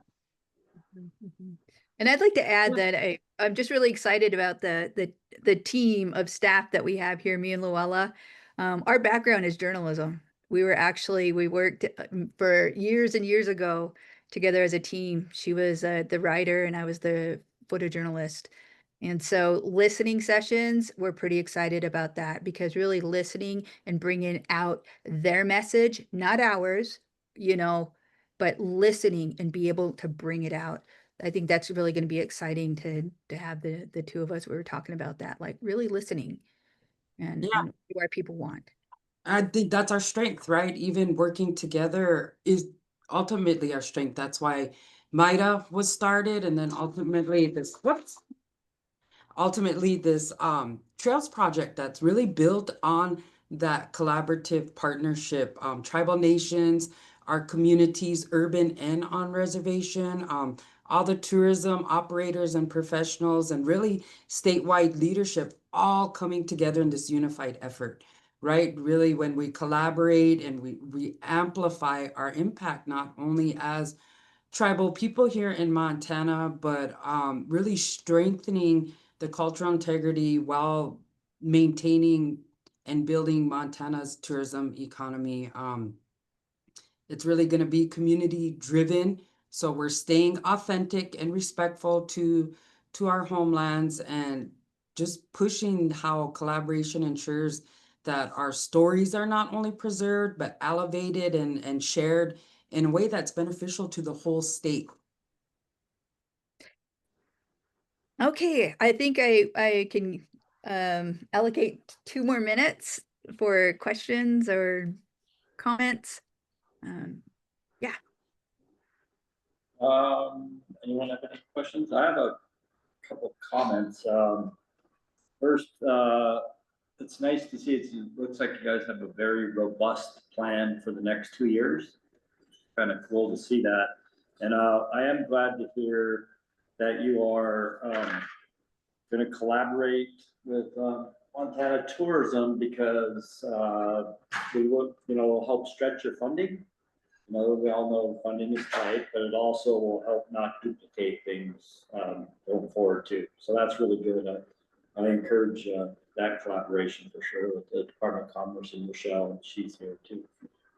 Anything to say? I'll be added to them in my report later. Okay. I just want to add, I was on the governor's trade mission to Korea and Japan. And we had a roundtable in both countries, Japan and Korea. And we basically said, Montana's not just about our national parks, and the tribal nations were a part of that conversation. And so I love to hear that. I love to hear what you're doing and that it's going to come from you and your voice. And, but I just want to let you know that we did say, please, you know, this is a very important part of our state to visit our tribal nations. So. Right. Yeah, and so there is another new organization that has been developed out of the 150-year anniversary for Yellowstone when they had the Yellowstone rebuild in 2022. So it's called Yellowstone Peoples. And so, you know, so like I said, we're not in this alone. This is kind of a wider thing. So with you saying that, thank you for mentioning that. We will be reaching out to them as well so that Mhm. all of our nations have their narrative within Yellowstone. I mean, it is Yellowstone Peoples, this organization, but you know, things like that. Yeah, So we also made connections with the Nez Perce Trail anniversary group, yes. and they're really, really excited to work with us when it comes to connecting with the Native people along the Nez Perce Trail. So, I mean, the conference that we should have probably all been going to as tour operators for years, like it was all our first time, and like it was so productive and fruitful. Like we should have been going for years. But we're getting started now, so we're super excited. We really are excited. Good job. Appreciate that. Well, you're welcome, and thank you as well. I have a question. Thank you. Well, hold on, we have a question. Can we jump on? Hi, Leilani, it's Paulette. Hi, Paulette. Good to see you, and you are doing wonderful things. But it sounds like we need to, probably meet. So Yes. that, because we are the cohort one, with the pilot tourism. And year two.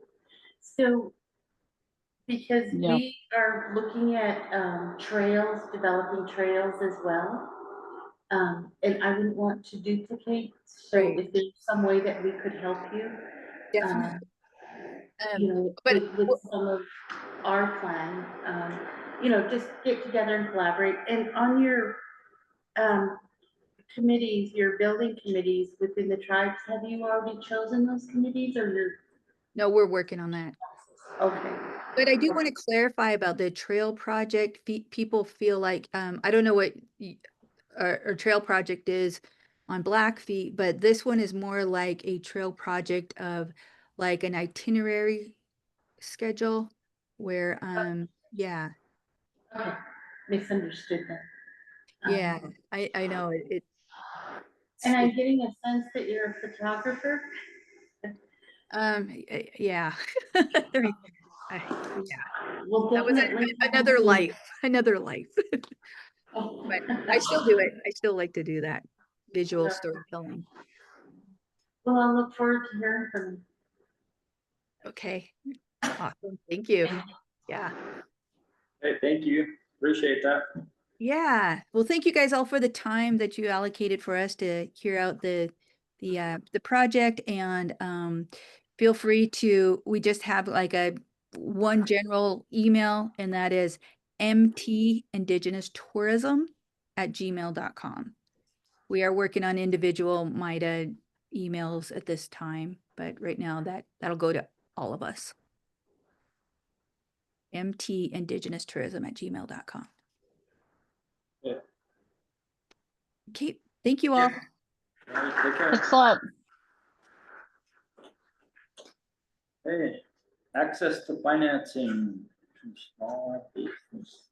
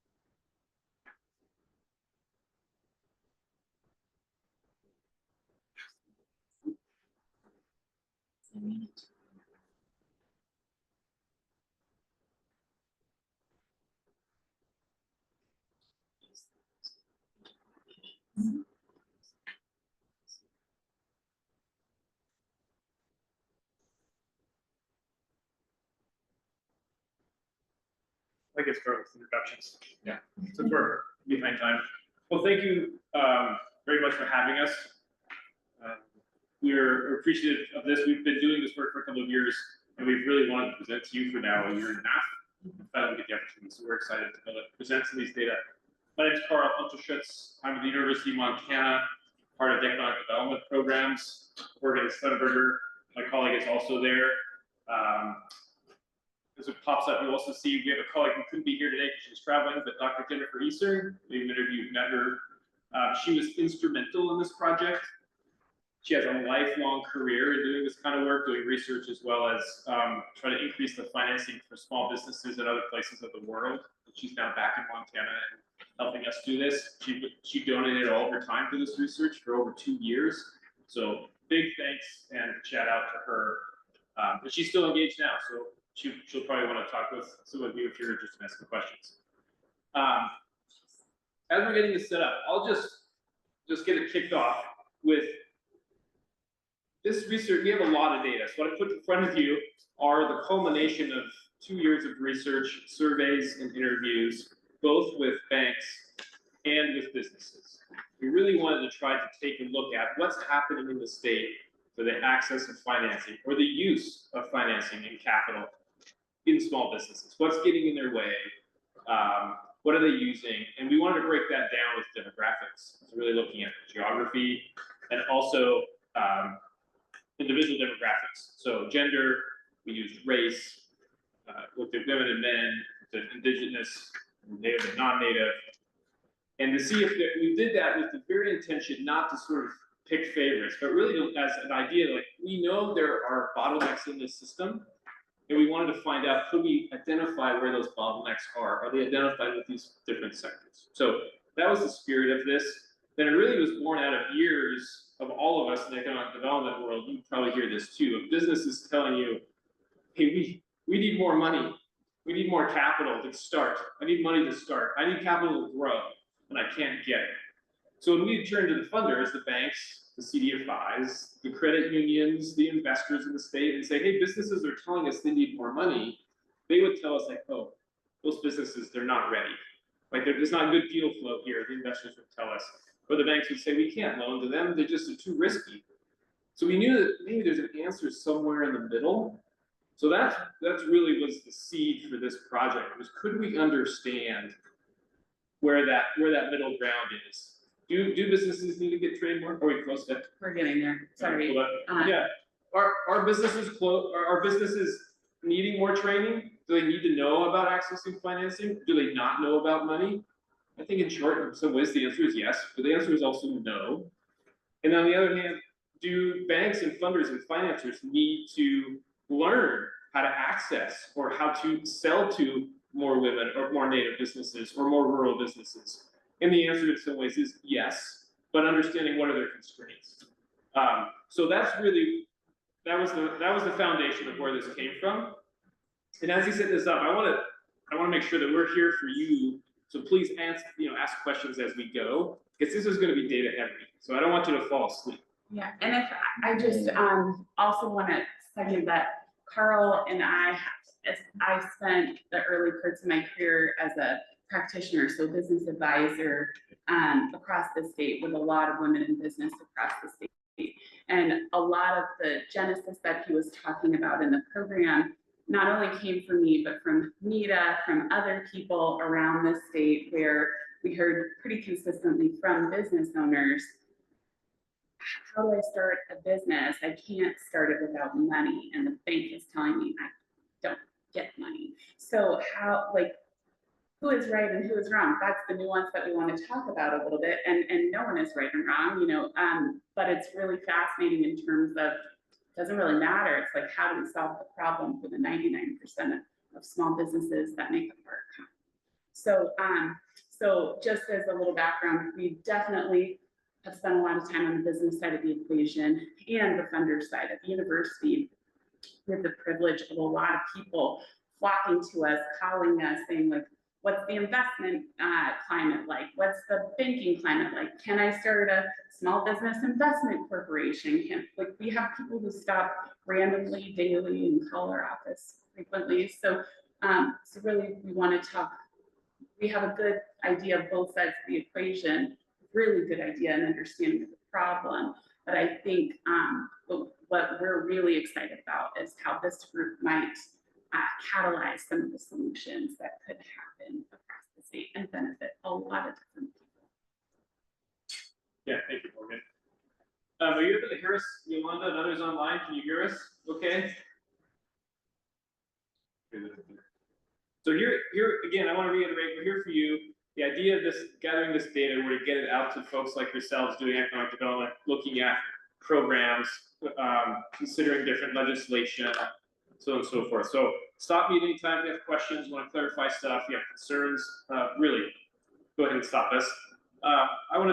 So that's where we're going to sit. We're going to go through this step. We're going to go through both parts. We did 2 surveys, as I said. One where we surveyed and interviewed businesses, and one where we surveyed and interviewed banks, financiers, CDFIs, and so forth. We're going to go through them both in part. You've got the whole thing on your table. There's a lot of stuff in there. When you can't sleep at night or something, you can dig into that. Okay, next slide, please. So the goals for today, we're going to talk about the genesis, which I already kind of covered. I really talked about.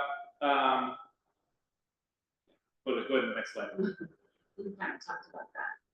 So we talked about this a little bit, but I really want to iterate the fact that businesses, as we just kind of heard from the tourism group, small businesses, whether it's tourism, Main Street businesses, gas stations, someone selling art or jewelry, those businesses in Montana, they make up 99% of all the businesses in the state. They are the foundation to our community. They're the foundation to hiring and creating jobs. Big companies are great, but really in Montana, small businesses is what we're all about. So we really want to look at, and we know that financing or accessing the money to start or grow is fundamental for businesses to continue and to sort of be at their peak. So if we really want to support economic growth in Montana, we need to make sure they're getting the money they need to be able to grow and start. Okay, next slide, please. Here's our committee members. So when we started this effort, we really wanted to build a voice and listen. I think for the earliest presentation, that idea of listening, that was at the foundation of what we started to do. So we built a committee list. There's some people further down that we wanted to try to create diversity geographically around different kinds of funders or investors, banks, CDFIs. We wanted representation from all these different groups. Native-owned CDFIs, business organizations, and so forth, part of commerce. So we really try to get a diverse mix of people on the membership who basically advised us.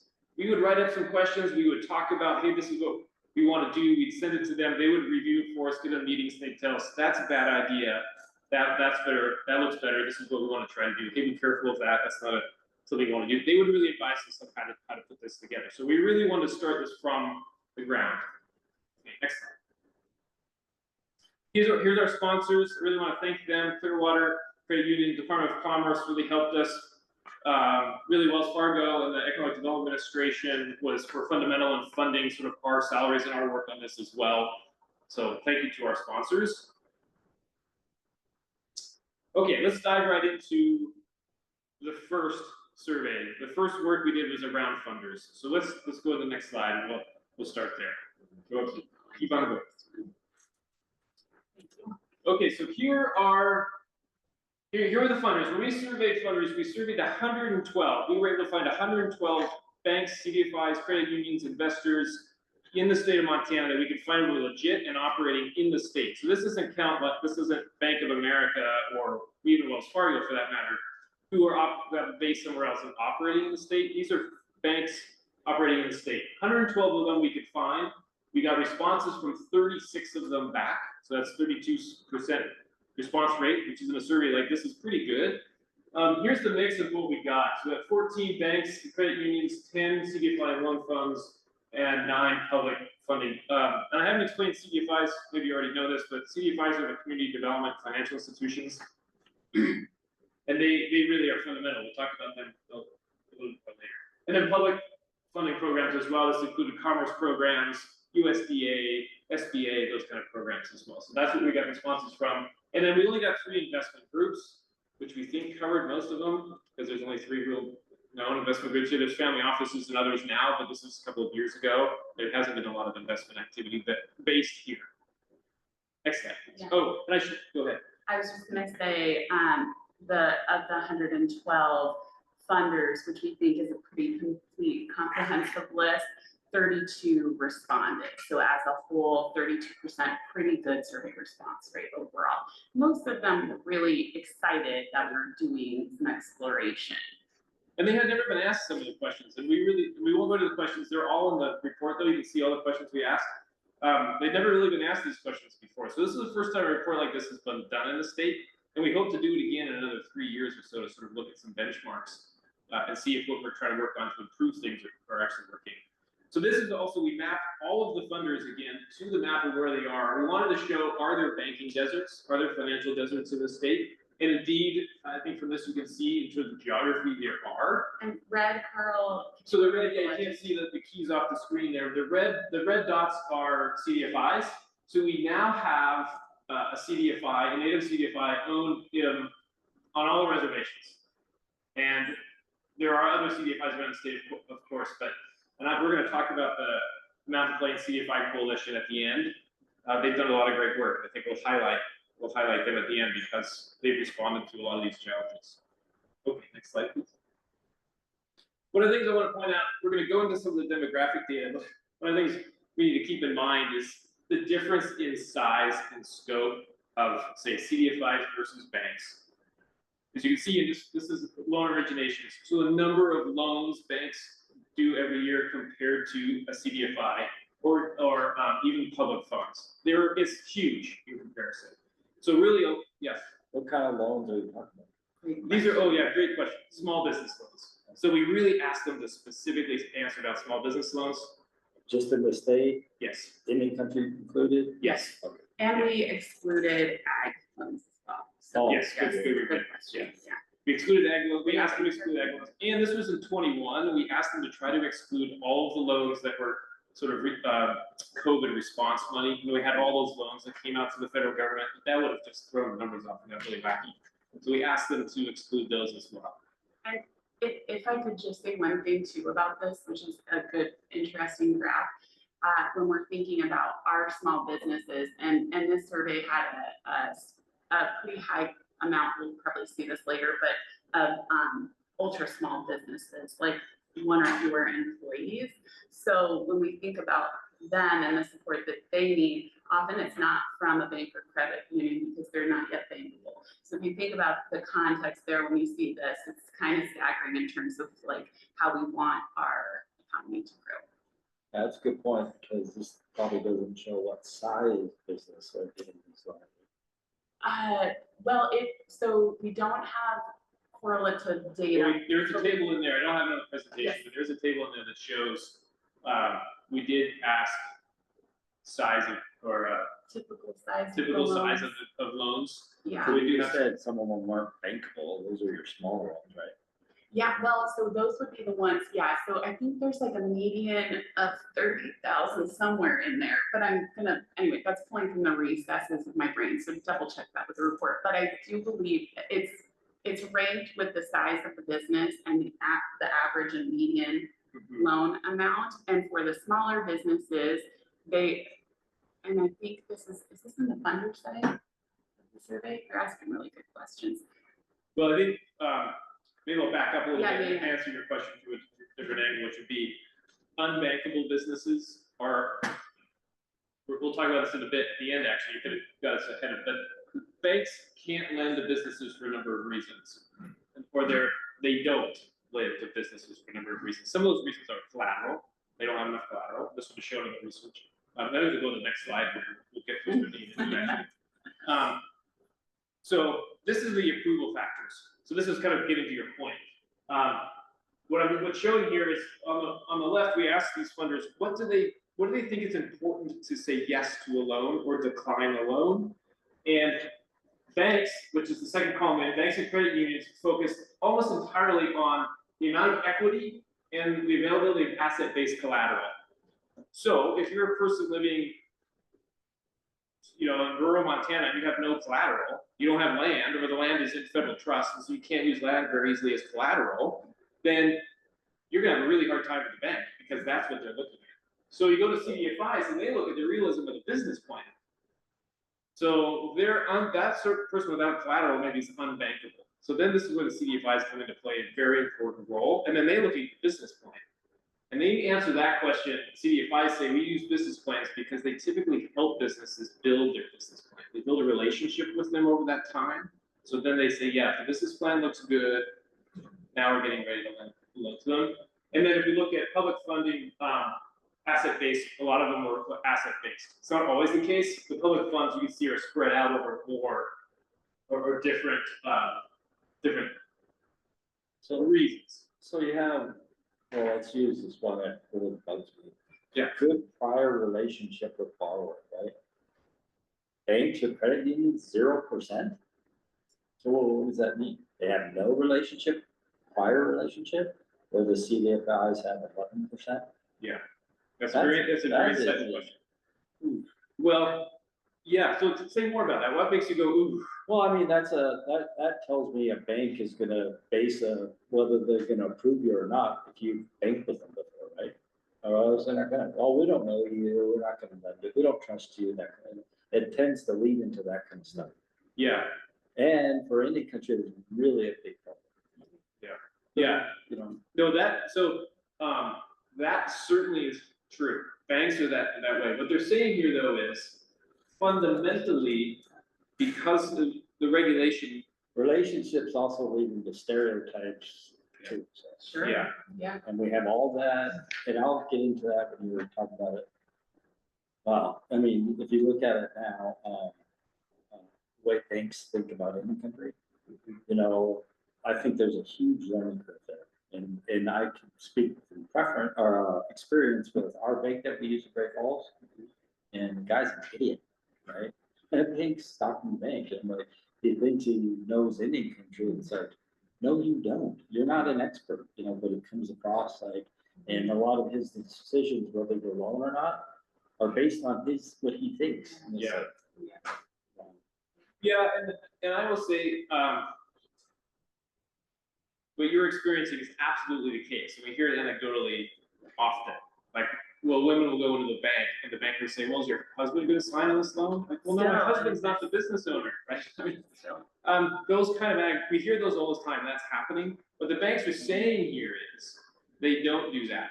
And one of the things, they are highly regulated. Now, I see your skepticism. Yeah, right.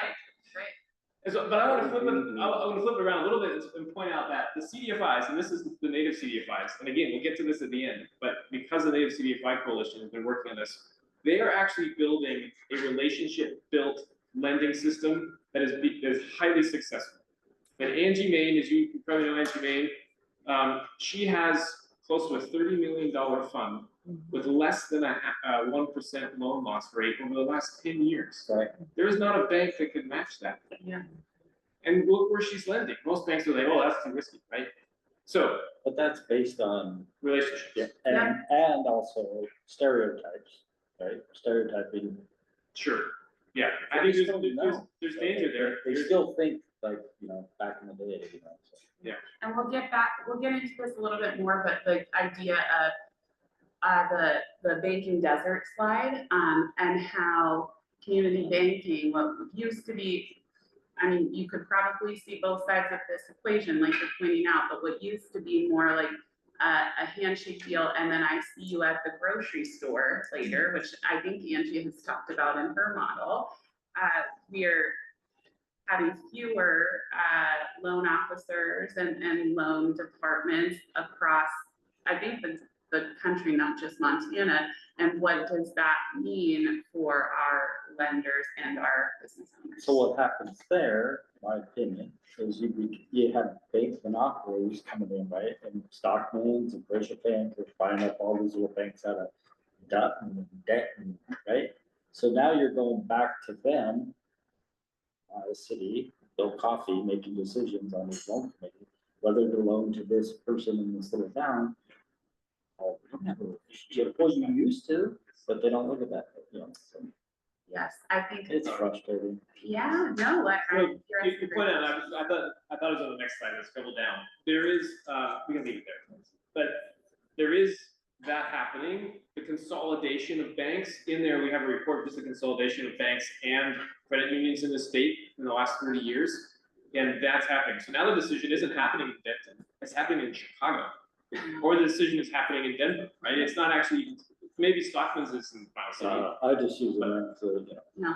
They're But I would- relatively close. I Little think- Wells Fargo, US Bank, Right. it's all. Those decisions are all. Anecdotally, a lot of, I think community bankers have expressed like the regulatory, I'm trying to be delicate here, but I think that regulations, and we have a slide on this, are affecting how they lend for better or for worse. So it just, what we think about is, okay, so what, that is fact, what do we do? You know, and that's what we're interested in, helping people figure out, I think. So. No, that's perfect. I have a question. Yes, please. So in all your statistics and research, did you do any comparison between the Native American owned banks and the or the commercial lenders? I'm asking that because we're talking about, you know, stereotyping, as you mentioned, and even the Native American banks are doing that. Yeah. No, we did. You know, like, no collateral. We have a Native American bank, in Browning, out of Colorado. And, they don't lend to our own people. A lot of our own people are not getting loans. The local credit union especially, but the, credit union, I think. Yeah, well, I think we'll try to address that a little bit, I think, but I think what you're seeing is the impact of regulation, but it's sort of stereotyping, trying to make decisions, and banks being so, not just unwilling, but also it's very hard for them to take any risk. Because the regulators will come in and they look at their portfolios and they say, oh, you're starting to get risky over here. So now you've got the interpretation of a regulator from DC or somewhere else, someone saying, your portfolio, you've got too many risky loans on there, you've got to get rid of those, or we're going to fine you. So banks are now saying they're not willing to make those risks anymore. So step in the CDFIs, sometimes the credit unions, but they're regulated too. The CDFIs have the flexibility and the loan funds have the flexibility. That's where we think there's some opportunity to fill in these gaps where we're seeing these banks can play an important role, and they absolutely do. But there are other gaps that have kind of come out of this, as you all have seen it. Okay, so let's quickly, geography and financing. So this is maybe not too surprising, but this is what we asked banks and credit unions, CDFIs and loan funds, and then also public funds, and then investors, where do they mostly put their small business loans? I was a bit surprised to see the banks were so rural focused. You see red is the rural and the blue is on reservation. I was also surprised to see some of the banks on reservation lending, just because there's a lot of challenge to that. So is the rural on this one including ag? We asked them to pull it out. Okay, so we're still not in. Okay. Yeah, we think so. I mean, we don't know actually how they were thinking about it. We asked them explicitly, though, please do not include your ag lending. Yeah, So that's there's a big number for, it is. or big bar for. But I think where it gets It's not. tricky is that banks, we were talking about this at the drive up, the banks are so real estate focused on investment or on loans, that most of that is happening in the urban centers and Bozeman and Missoula and Billings. But this does not include that. So when you just look at the small business, then this skews it a little bit. But I still am surprised to see that urban rural shift. It would have been the opposite, I would have thought. So there could be some problems with the data, right? There absolutely could be. But that's how they report it. Next slide, please. So then we looked at race. So we looked at in the report, we've got a help, you know, we did this through, I didn't mention the talk, we did this research through the Business of Bureau of Economic Research at the University of Montana. So they guided us on the language and the questions on how they do it. You can have concerns with that or not, but the language they used, we went through a whole bunch of different rankings around different race, allow people to report or self-report on how they identify. I just broke out some of them here that I thought would be more interesting. But the percentages, like the banks to credit unions, their investments or their loans are about 6% to native business owners, but the CDFIs are picking up a lot of the slack, and the public funds are too, as we kind of know. There wasn't much of a surprise there.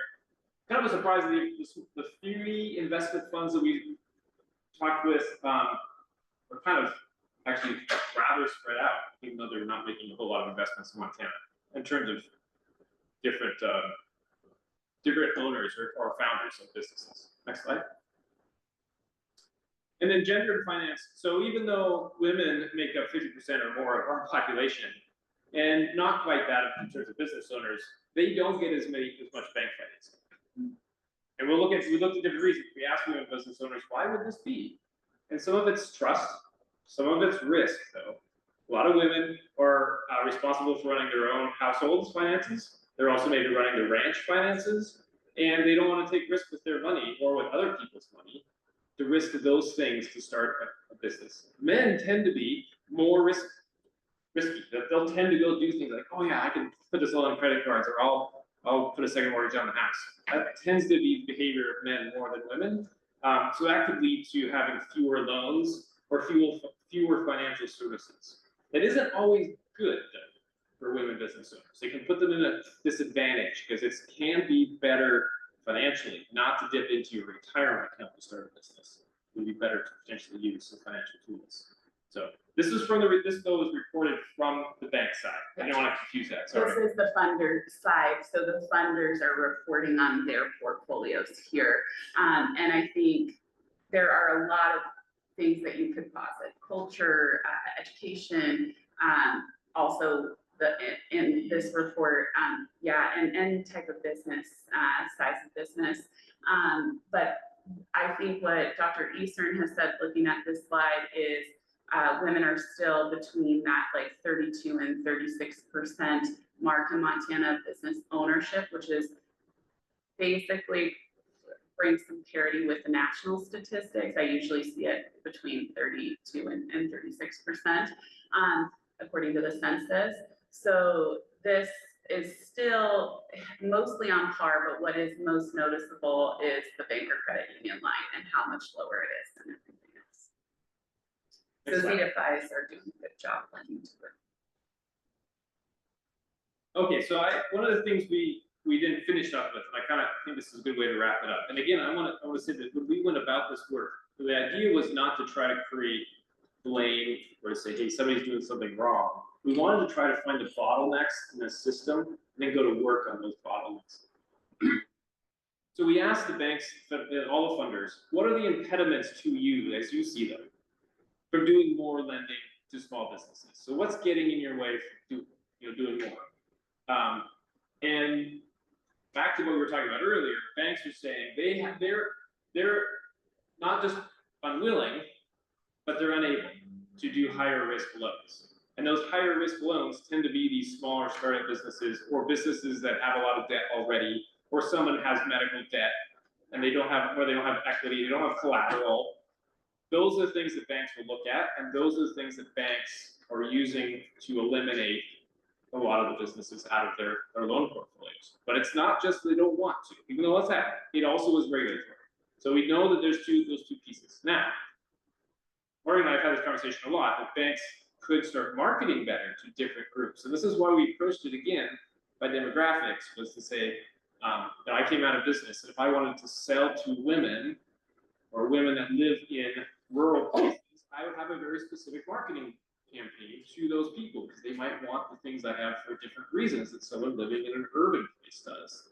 So I think there's some education that certainly can happen for banks and others to sort of understand how can we make people feel comfortable when they come in? What do we do? How do we set up? How do we put up spaces? We create all those things could change. but this is what they're telling us. These are the challenges they have. CDFIs, and this is actually where we went to work next, was CDFIs and loan funds in the state are undercapitalized. So, and also decision speed is hard for them.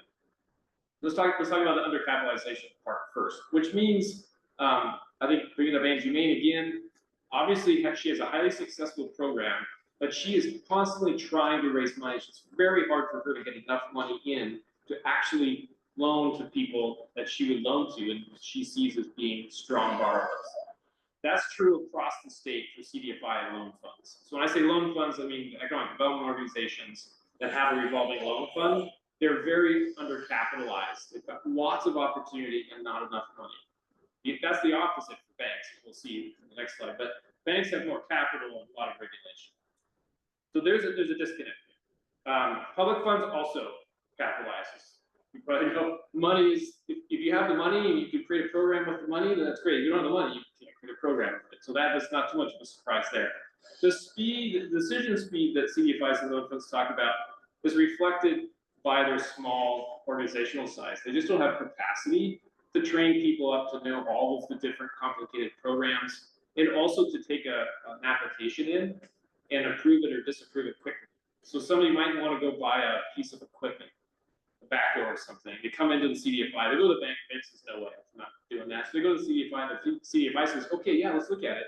But it'll take us 30 or 40 days to decide that, well, that backhoe is going to be off the lot by the time that's done. I can't do that. So they end up going online to get money quickly, and that can actually be quite detrimental to their business.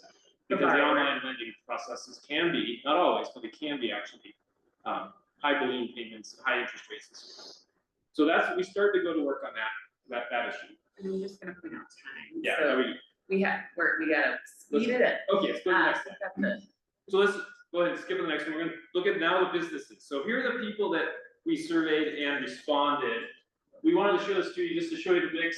Now we sent this out to thousands of folks. We had a lot of help from other organizations that sent it out through their networks as well. Steering committee. And the steering committee helped put it out there. But through all of those lists, we actually got a lot of women responding. As you can see, we had more women respond than men. We had 23% Native business owners respond. And urban rural, we actually had a pretty good split actually. And then but 17% of the businesses responded that were actually on reservation. And that's kind of a quick map, just showing you the scattering. All those dots are all the business zip codes where they responded from. We did work with the Bureau of Business and Economic Research, so we don't know who these people are.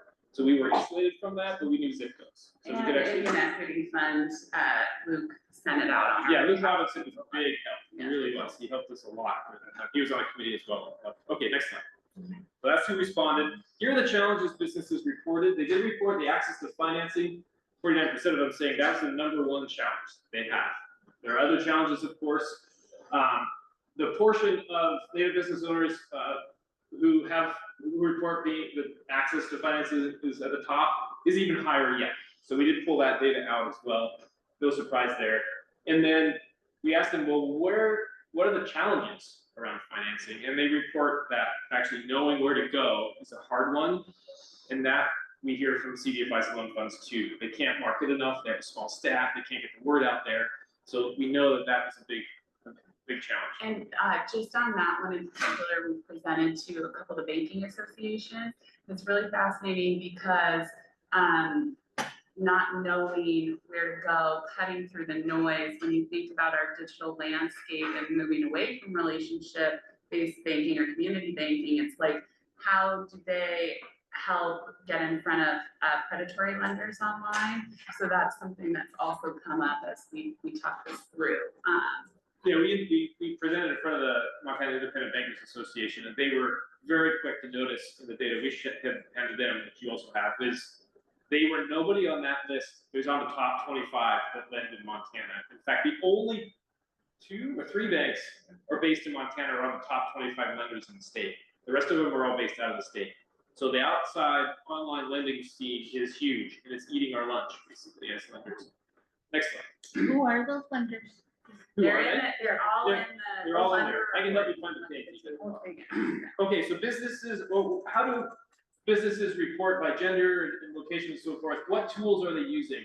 The green highlighted ones are the ones that are significantly different, so there's pretty big changes between white and native. It's kind of hard to see. It is probably hard to see. Yeah. it's just But the a- white, the non-native and native business owners in the middle there, they all have significant differences, meaning that non-native business owners are using more products, financial products, than native business owners. And more men. And more men are using more products. And when you get to investments, you can see, you know, men are using 22% of men are reporting investments in a company, only 7% women are. And similar with native and non-native. And then reservation and off-reservation are also very different in the use of financial tools. So that's just not, you know, not asking the question of access, it's just saying, probably something we wanted to know. But again, we kind of want to use this as a stake in the ground and say, here's where we are today, 2023, 2024. We're going to do this again in a few years, hopefully.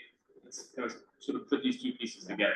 And here's where some CDFIs or banks can start to focus, is like, because when CDFIs and banks win, can serve populations in need, we all win, our economy wins. So I think these are helpful in terms of targeting what financial tools we might need to educate on. Yeah, exactly. Okay, next slide. We're gonna move. So then we dug into this thing a little deeper. We're gonna sort of chunk it a little deeper. So it's specifically the use of financial products by native and non-native. This pulls out that data that were in the table there, and just makes it a little bit more graphically easy to see. There's some stark differences, no question. This is, again, not making judgment on why. This is just asking business owners, how much of these different tools are you actually using? This is how they report. So, next slide. So this is an interesting one. So a student that was working with us, he was an economist. He was sifting through our data. He dug into some of the data that we didn't actually look at initially. We pulled out this fact, which essentially was looking at a lot of banks will ask about using personal debt, or basically saying personal liability. I will guarantee this loan with my personal assets. And a lot of early, you know, if you're getting a loan early for business, that is something they'll ask you. We found that we asked that question to native business owners as well. They had not been asked, but would be willing to. And so there is not, it's not sort of this idea of like that native business owners don't want to take on debt, or don't want to take on the risk. They just haven't been sort of maybe supported or even asked, or even been in the position to be asked, right? And so we don't know exactly what that means. We do want to show that there's willingness from native business owners to be part of the lending system, the borrowing system. Just again, gathering some data around this to try to shed light on what's going on in that system. Okay, excellent. Well, but doesn't that come back to then the institution lending saying, well, if we have to, you know, collateralize on it or get it, it's too hard. Yeah. You know, I think that's where that piece comes in. Misconception of we can't go after it, they live on a reservation. Yeah, and again, we'll talk to CFI Coalition. Because that's why they're not offered that. Oh, it's personal. I have a hard time getting.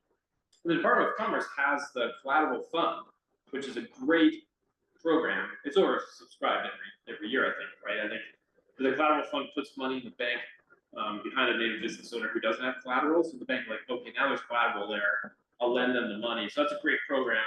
But it's like the other program, just undercapitalized. Like it could be more. Okay, next slide.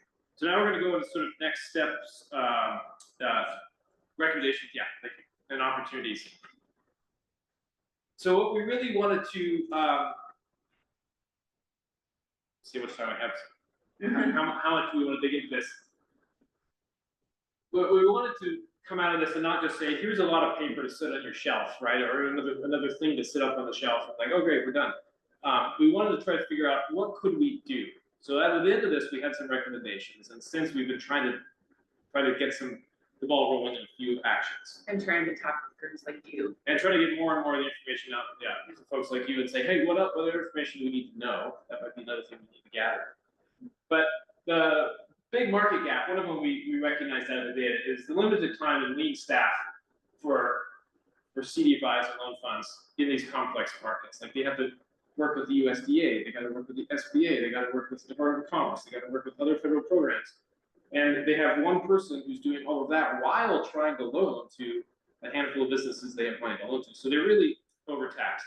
So looking at trying to build some shared services could be a way to do it. Could we conglomerate some shared services and know-how around these different programs?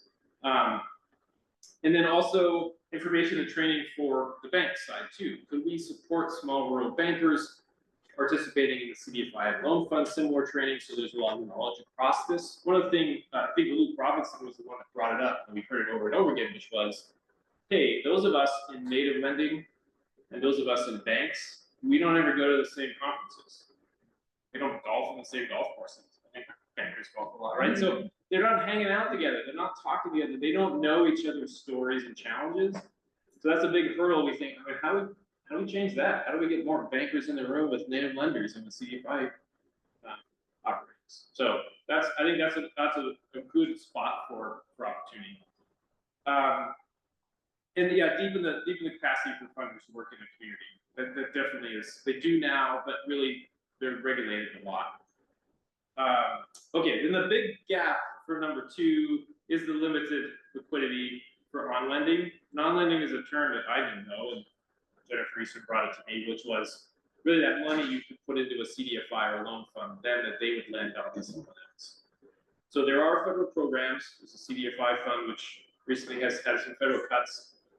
But a lot of those are coming in at high interest rates that they can't actually on-lend into a community because the business can't earn enough to pay a loan back at 10 or 15%. That's just not viable. So could we get more capital into the top of these CDFIs and loan funds in rural Montana so they can lend to those small businesses that are starting and growing? We know that's an important piece, and that the coalition that we're going to talk about next actually is doing that. Also could be a cool opportunity for the state. I think some of that was proposed in the last session, maybe, in terms of on-lending opportunity. So just positing that for your state-minded brain. Yeah. Well, MEDA have been advocating for revolving loan funds, right? Yeah, So, there we go. yeah, I think Paul Tuss and Paul Green led a revolving loan fund bill that didn't get passed, but I think it had some traction. So that would be one way to do it. The other way, could you find other investments or private money? Private money to do it. Yeah. To explore linkages between the public and private capital, that's that piece. So like how we can really bring in some different money. And this is happening in other states. There's some examples we could maybe look at. And then the smart subsidies and policies, incentives to address and look at those perceived risks. So let's go to the next slide. We'll kind of take on this perceived risk. So if all of you know, do you know the CDFI Coalition, the Mountain Plains Native CDFI Coalition? They had to change the name because of the grant, but have they presented to you guys? yeah, that would be great. So I think their grant ends in August. It might be, maybe the spring conference might be a good time for them to present to you. But so we've worked with them on the outside, but they're doing a lot of great work that shows that if you put money in, they got a grant from the federal government, from the EDA. If you put money into the top of a CDFI group, particularly native CDFI group, which is well organized, they do a lot of shared services, shared training, and so forth, and bringing each other up to speed on policies. They can deploy money very quickly. There's a huge demand at loans, not grants. They're loaning money out to businesses and so forth, and be successful. Their loan loss rates are quite low. So they did a lot of training to help some of the CDFIs had higher loan loss rates. Other ones had low ones. So cross training. I think they're a great example. It might be a great organization to have come in the spring. If you have and they do a shared services model as well. So not only are they doing really innovative, exciting, when we talk about like the lending in Indian country and the differences or challenges that maybe traditional bankers see, whether or not they're realistic, what the Native CDFI Coalition is really doing is putting out innovative models with the BIA on how loans can happen in Indian country from banks that are within and outside it. In addition, they're doing shared services models that are quite interesting in terms of training every member of the coalition on shared practices, and simultaneously, they're all working independently with great success. So it's really an incredible model. And in South Dakota, they've actually been able to begin to use land and federal trust on reservations as collateral. And that has been a big change to be able to shake that loose. And so they're starting to get that process working with BIA on how to make that happen a little faster and not have this long drawn out process. So they're doing a lot of great work. So the two things we're really working on is that piece, is how do we support getting more money into the CDFI so that the people on the ground that are making decisions on lending can have that. The other thing we were working on is maybe developing an investment fund that can invest in rural businesses. Now that's businesses that are bigger though. Investment funds, we've learned, can't touch the small businesses because it just doesn't work in the investment model. So we have to really have this strong CDFI, banks, CDFI loan funds, banks and credit unions, and then also public programs and investment programs to really create that net of support for all of our small businesses as they start and grow. We'll finish there. Last slide, we have our contact information. Again, we're here for you. So if you have time or more questions, or you want to call us or chat with us more, or want to read that, feel free. We really want to try to support you with this information. But thank you for having us. Anyone have any other questions or comments? Well, it's good to see this. Yeah, thank you. Thanks for having us. Thank you. Really good.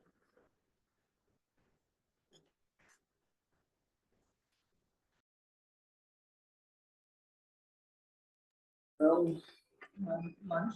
yeah, no, what did you get? I need to find out where they have it. So I'm a little concerned. Oh, it's not, It's in here. Okay. Yeah, just check. So can we stop it for lunch? yeah.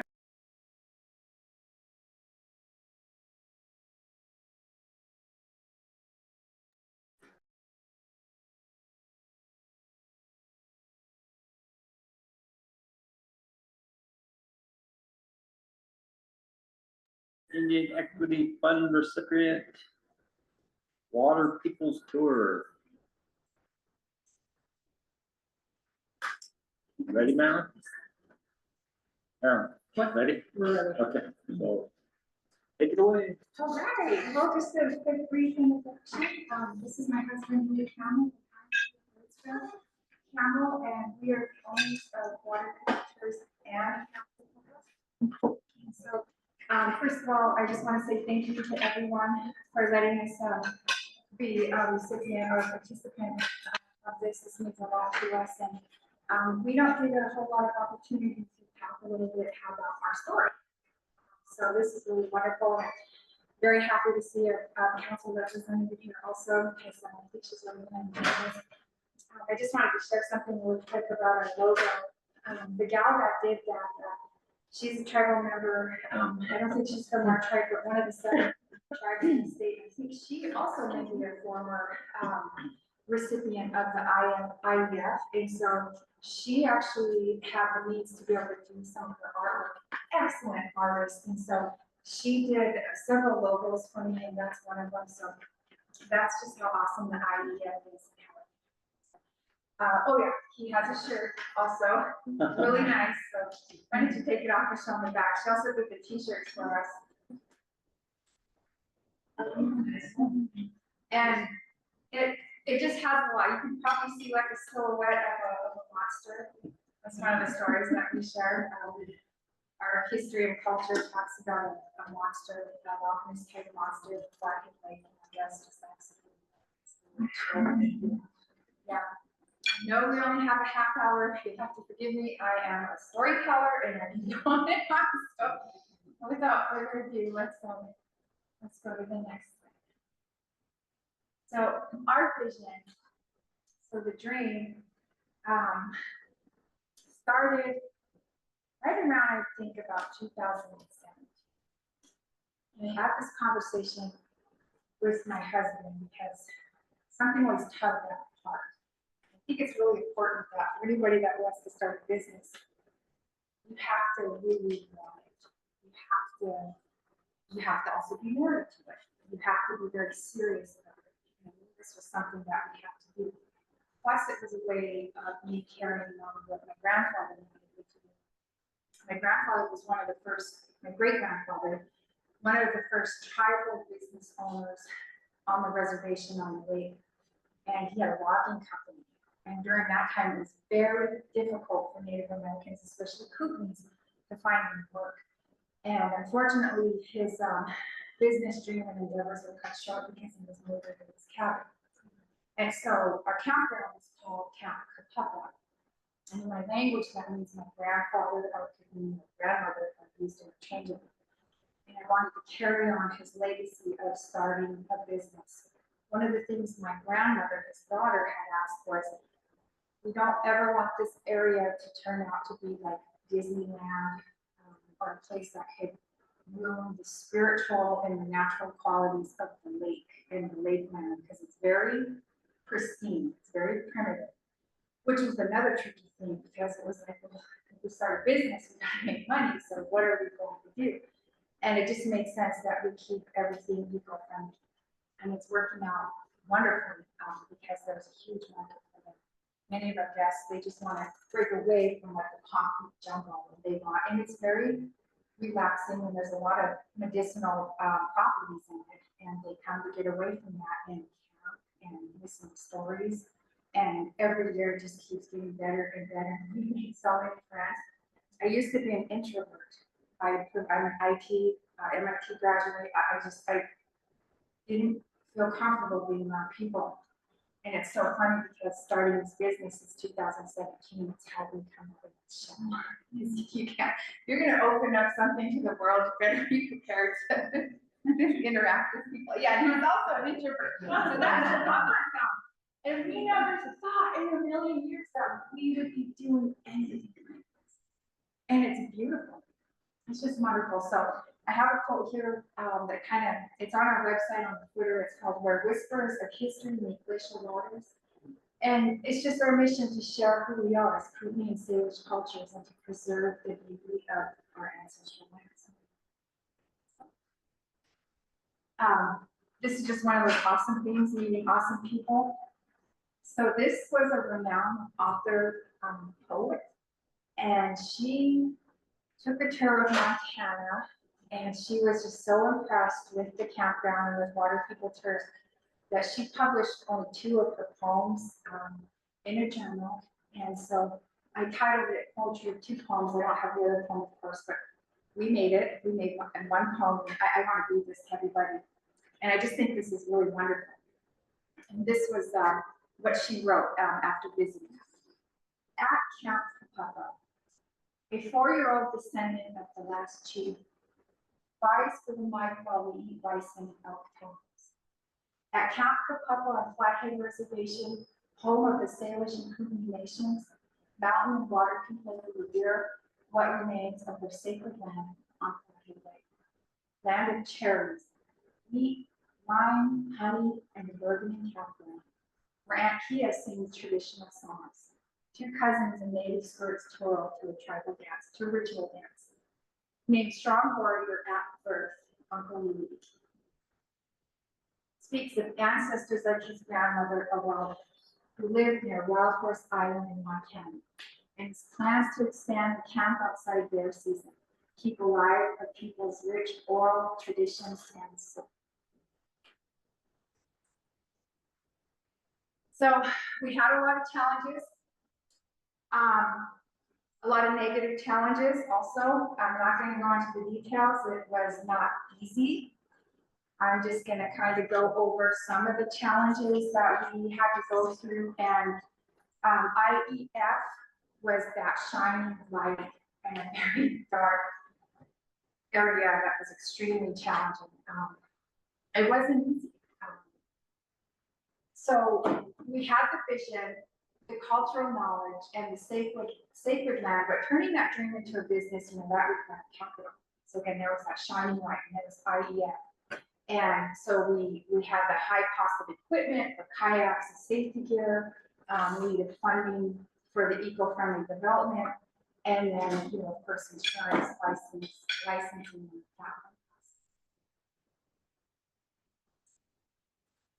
capital. This is one of the other challenges, one of those negative challenges, but it has a lot of history. So the reason why I included this picture was, during the Prohibition era, every single one of those bottles are historic, and on the bottom of them it says, "Do not sell. It is against the law." Well, during the Prohibition era, alcohol was illegal. But this, where we are, was, I'm convinced, one of those drop-off spots, because in Canada, we're very close to Canada, alcohol was not illegal. And so there was a huge, what did they call that whiskey trail? Bootleg trail. So that, yeah, bootleg trail, right? Took place in Montana. And of course, we're close to the islands. We're so close to the Wild Horse Island. We're right there. And so alcohol would be smuggled from Canada and kind of dumped off at these certain spots. Me and my kids and a few of our relatives, we cleaned this all up. It took us years with some equipment too, but we managed to get it. And I saved all those bottles. They got the ones that we could save, but they're the coolest thing. And so this part of the history that we share with our guests too. So there was that part. So before we could even start doing our tours down there or looking to open up the campground. Next slide. There's some more baits, and my son is over there cleaning up, and it was good. It was a good thing, and it was, we made a lot of progress, and it just felt good knowing that we were cleaning up the land. Because one thing that my grandmother taught me was that whole area is very sacred, and anybody who takes care of that land, there's great blessings in it. And I truly believe in that because it's just beautiful. The way things have been blowing up, the way that our business has been evolving, and the people that we've been meeting, things happening. So I knew what we were doing was good for us and good for us. Okay, next slide. So the turning point for the IDF grant, it was a one-to-one match, and that helped us a lot because we were able to match that, and it's a $14,000 IDF grant award. So our key to success, the number one thing was just following the process, and this is so important. And I didn't always key to that instruction. I think one year I was trying to be macho and thought, okay, well, this is easy, I can do this, and I'm going to try to do 5 business grants, and I'm just going to submit them without following the process. So I just wanted to put that out there that I know how important it is to follow the process with this. Next slide. The guidance that we received. So refining the business plan, honing our vision into a viable plan, navigating the IEF application, our NAVA provided, which is free expert help for the OICED grant process. I love and respect Steve. He's just been a huge, huge help. And then understanding the one-to-one match, documenting our in-kind and cash match, and then the compliance and reporting, and setting up our financial tracking. So again, I'm an IT major, so the business kind of side of things is new to me, but I understand data, and I think it's really interesting. And my husband, he's been inspired to go back to school, and he's a 4.0 in business management. Very analytical, super cool. Business administration. Business, sorry, it was perfect. Business administration. Yeah, and so it's just been really great. And I like visiting with Steve because I think financial experts, they're very analytical also, but it's on a different end of the spectrum. So I think it's really good. Okay, next slide. So we definitely put the grant to work. It was very instrumental in helping us get things like kayaks and safety gear. I think if you press the button, it'll pull. So that's just a photographic. There's some of our kayaks. We have like 8 of them. We've had more. We've had so many neat people stay with us. Sometimes we don't rent to them. We just let them borrow them, and then in return they give us a kayak. So now I don't know how many kayaks we have. We have a lot of kayaks. So IDF is really instrumental in helping that and helping us with that. And we have the safety gear also, life jackets. Eco-friendly tent platforms. That photograph is actually not ours, but looks exactly like it. So if you can hit the button, Marilyn. So there's one of our tents. That's Bears Lodge, site number 6. We also have another site. This one is right on the lake shore. It's really, really nice. Don't ask me why we painted the deck green. I don't know. I do strange things sometimes. I guess I'm thinking of grass. And I will put this pictures and paint that green. Unfortunately, the weather, you know what, I'll tell you, that Montana canvas is excellent material. That is a tough tent. But the elements had bent the poles because we had a big chunk of ice on it. So long story short, we need to repair that. So we have that one closed right now, but that Montana canvas is an excellent tent. And then our off-grid composting toilets. One of the things I wanted to do, because again, we're eco-friendly and I didn't want to put anything poisonous into the ground or anything harmful with chemicals. I tried really, really hard to not do the porta potty stuff. So we started out with composting toilets and we actually built some and they did not smell and they were excellent. And if hit the button again. And let's look at the tent some more. I have some photos. So if you hit the button again, you won't hit the button. Oh, no, keep going forward. Yeah, so that's actually from the lake. So we have, I'm gonna back up a little bit here, go back to the Bears Lodge. We have, I call what's like an outdoor dining, living room type area. So that's like a 20 by 20 foot deck. Guests love to sit there and it's so peaceful right there in the bay. And then we have an outdoor shower, which is really nice, completely off grid. And then the tent behind them and some privacy. And there's also another little private beach right next to it in the picnic table. And hopefully we can get that back up this summer because that's really a popular spot. I think now if we go to the right, we should be ready. Yeah, and there's our composting toilet. So that's ours. We do, however, have porta potties now. There's just no way I could get around it with the amount of people wanting to come and stay. And what was happening were we get guests like that would come all the way down from Portland, Oregon, and they'd want to know how to build this toilet, and they'd take my whole toilet apart. And then it would be stressful because he's like, well, I'm not showing it, you gotta fix our toilet. And we were just like, we gotta figure out a better way. So we ended up caving in and doing the porta potties, but I still keep them very clean. They're looking out pretty well. Okay, next slide. So sharing our story. Now I think I'll let Louis share a little bit. If you can go to the next slide. This is when Camp for Public comes to life.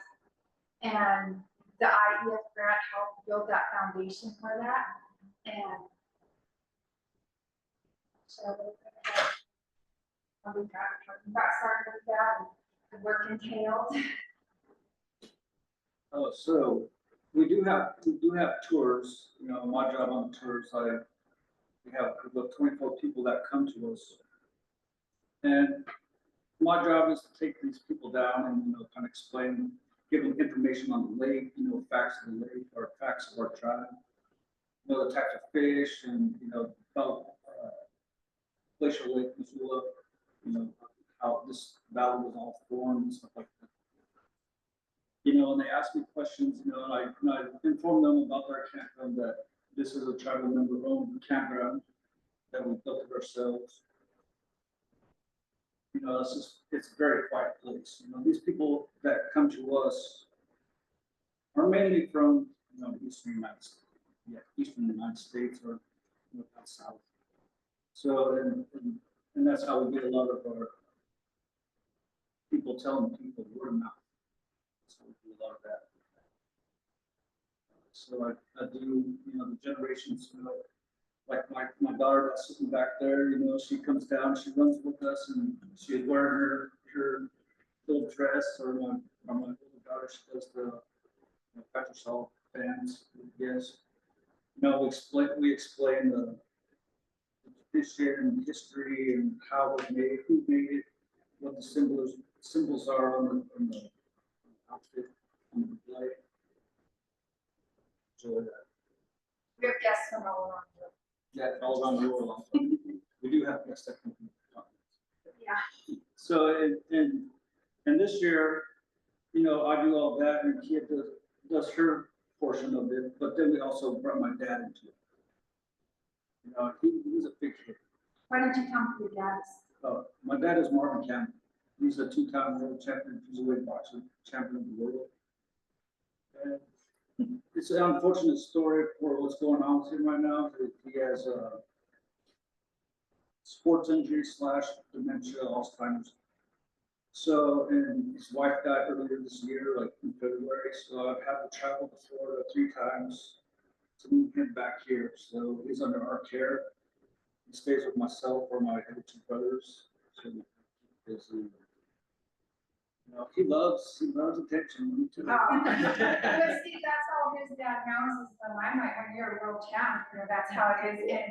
And so when we get the busters, oh my goodness, the guests love him. And it is so cool. And like I said, I never thought in a million years how things, you know how you just know you're on the right path and things kind of fall into place. That's what it's like. It's like almost every day something really awesome. It is very, I mean, my dad is like in the age area, you know, range and people that come in on this cluster. So, you know, a lot of people know boxing and a lot of people don't know boxing, but when they get done with my dad, they know about boxing. They know where he comes from, and, you know, he does sign autographs and stuff like that, takes pictures. You know. And one of the things is, you know, when I do about my tradition, I talk about my grandmother, how, like in that poem that was mentioned, that welder, that was my grandmother. She was one of those people that welded ships.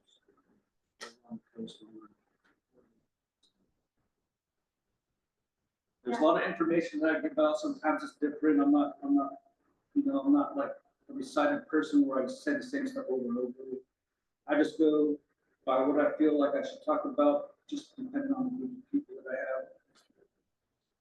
Very dynamic, yeah. And one thing though we have learned over the years is sometimes it's okay to have a competition.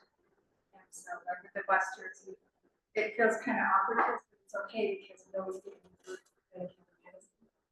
you know, they're getting the authentic real deal of Montana history. It's just But the only thing I do repeat every term is my bear story. oh my God, they request it. People request it. Yeah, that's a whole nother story. I don't think we have time to share that. He did. He found Grizzly Bear Sal and her 2 cubs of football. If it was me, she would have got me. Not today, see? So that's one of our decks. That was the first deck that we built. My husband and his brothers were very helpful in that. They built that, and we don't see it, but one of the very first things I did was a tire in the ground. I did like a water monster kind of thing. It was to keep my baby busy because she didn't even walk yet. And we worked on them, we toiled, and I had my baby in diapers. So we had the playpen, and when she'd get bored of the playpen, I would put her on the little tire toy. And we just kept working. And it's just wonderful how everything happened.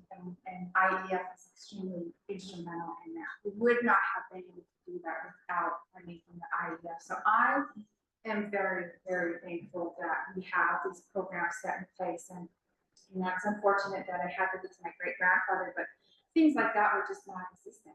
He didn't have those things, and he faced a lot of battles not being able to carry on what he wanted to do. But the most important thing here is that we are preserving one of the last undeveloped shores of the lake for future generations. And that's very, very important to us. Yep. And that's what everybody does. Even the air through there is water's pristine, the air is 100%.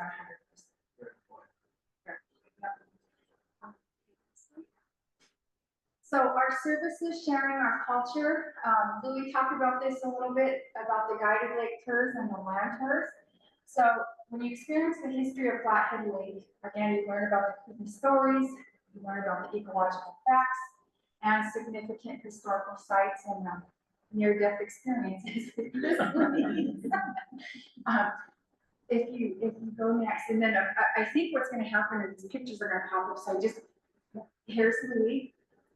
And the next one was, don't change it yet, but I want to talk, if you can go back, These are our cultural presentations, so we tie the cultural aspect of it into everything. There's our oldest daughter, she's in her regalia, and there's Louis giving his presentation. So when we get our bus tours, he'll walk the guests down to the lake shore and share the contemporary and the historical and the tribal information of Flathead Lake. So, and they really enjoy it. Okay, next slide. There's my daughter performing dance. I usually braid her hair really well, but that morning she was like, I'm gonna braid my own hair, Mom. So her hair usually looks better than this, but that's her dancing, and she loves the dancing.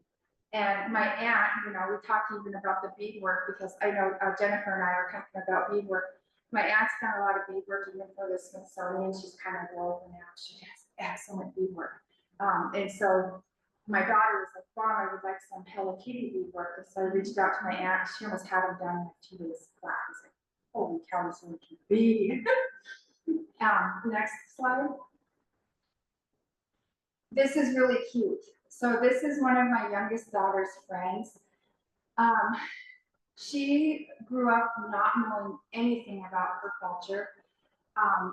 This is one of those really beautiful positive aspects of creating our business, was it gives an opportunity from children that aren't so fortunate.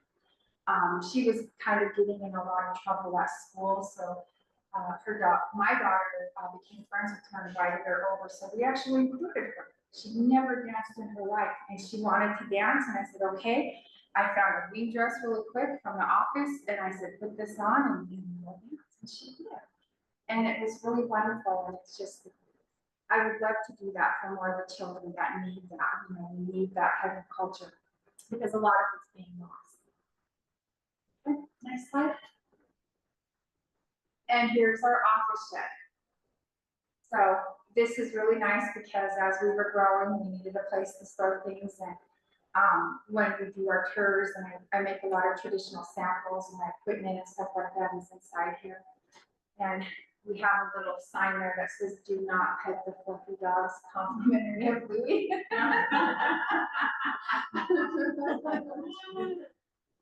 And there's our sign, and that's really, really helpful. I love my little office shed. So that's there. That's how we started out. That was our first time. And we did a wonderful job doing all the signs. He's so mad at me because I painted it yellow. I wanted everything to be rustic, and I thought, I can't have white paint. It's not rustic, so I put yellow paint over it. But that's how we started. We just put a sign and staked it into the ground. And, we have a better sign now, but I just love that. You know.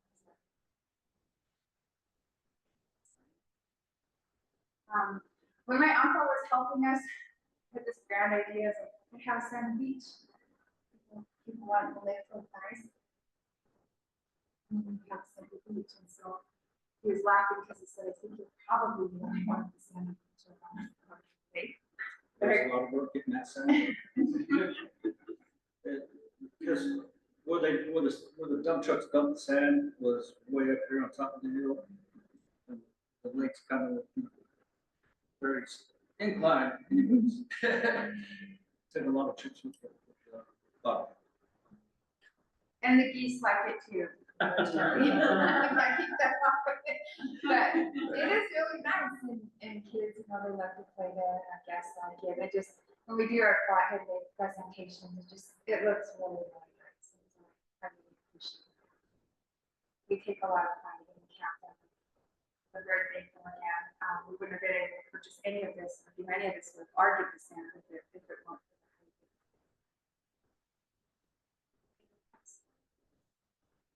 There's our deck again. These structures.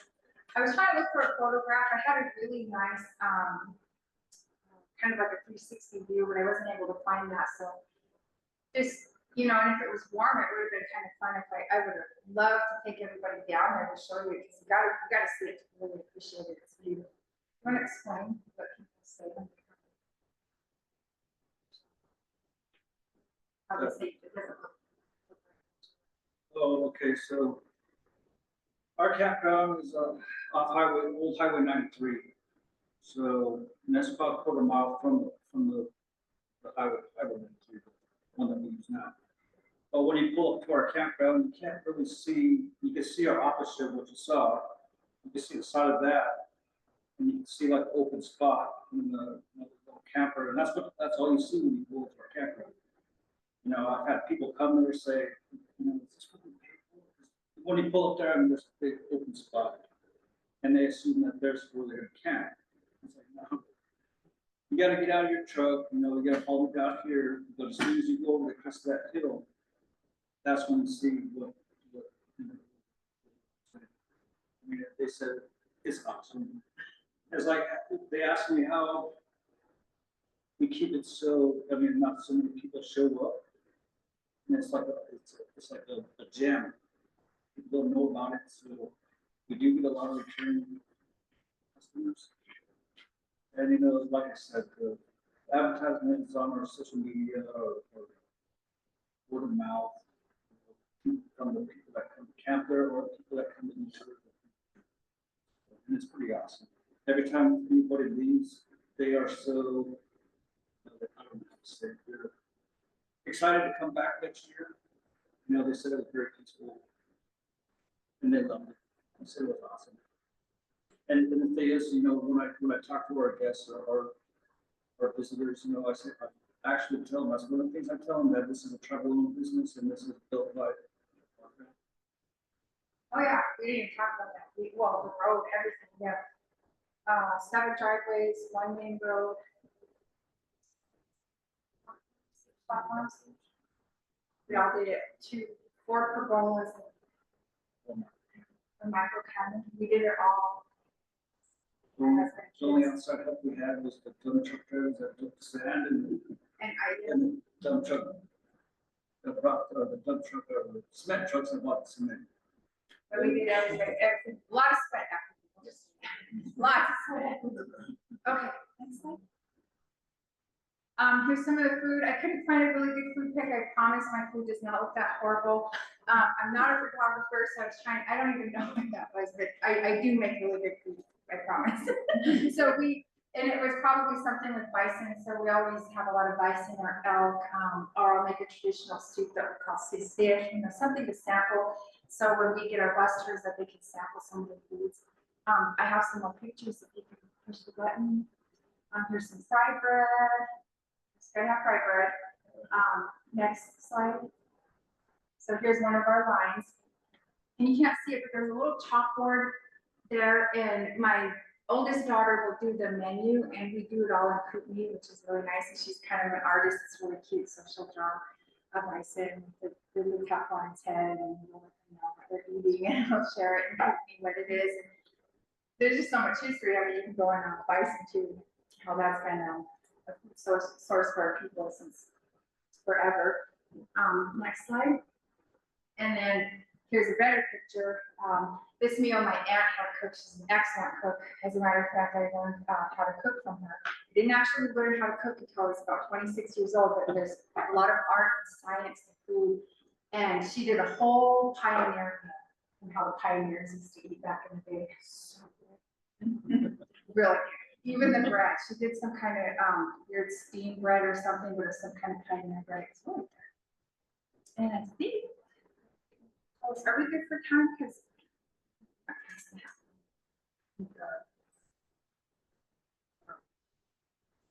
think we just have a few more slides. So our advice for future grantees, you're not alone in this process.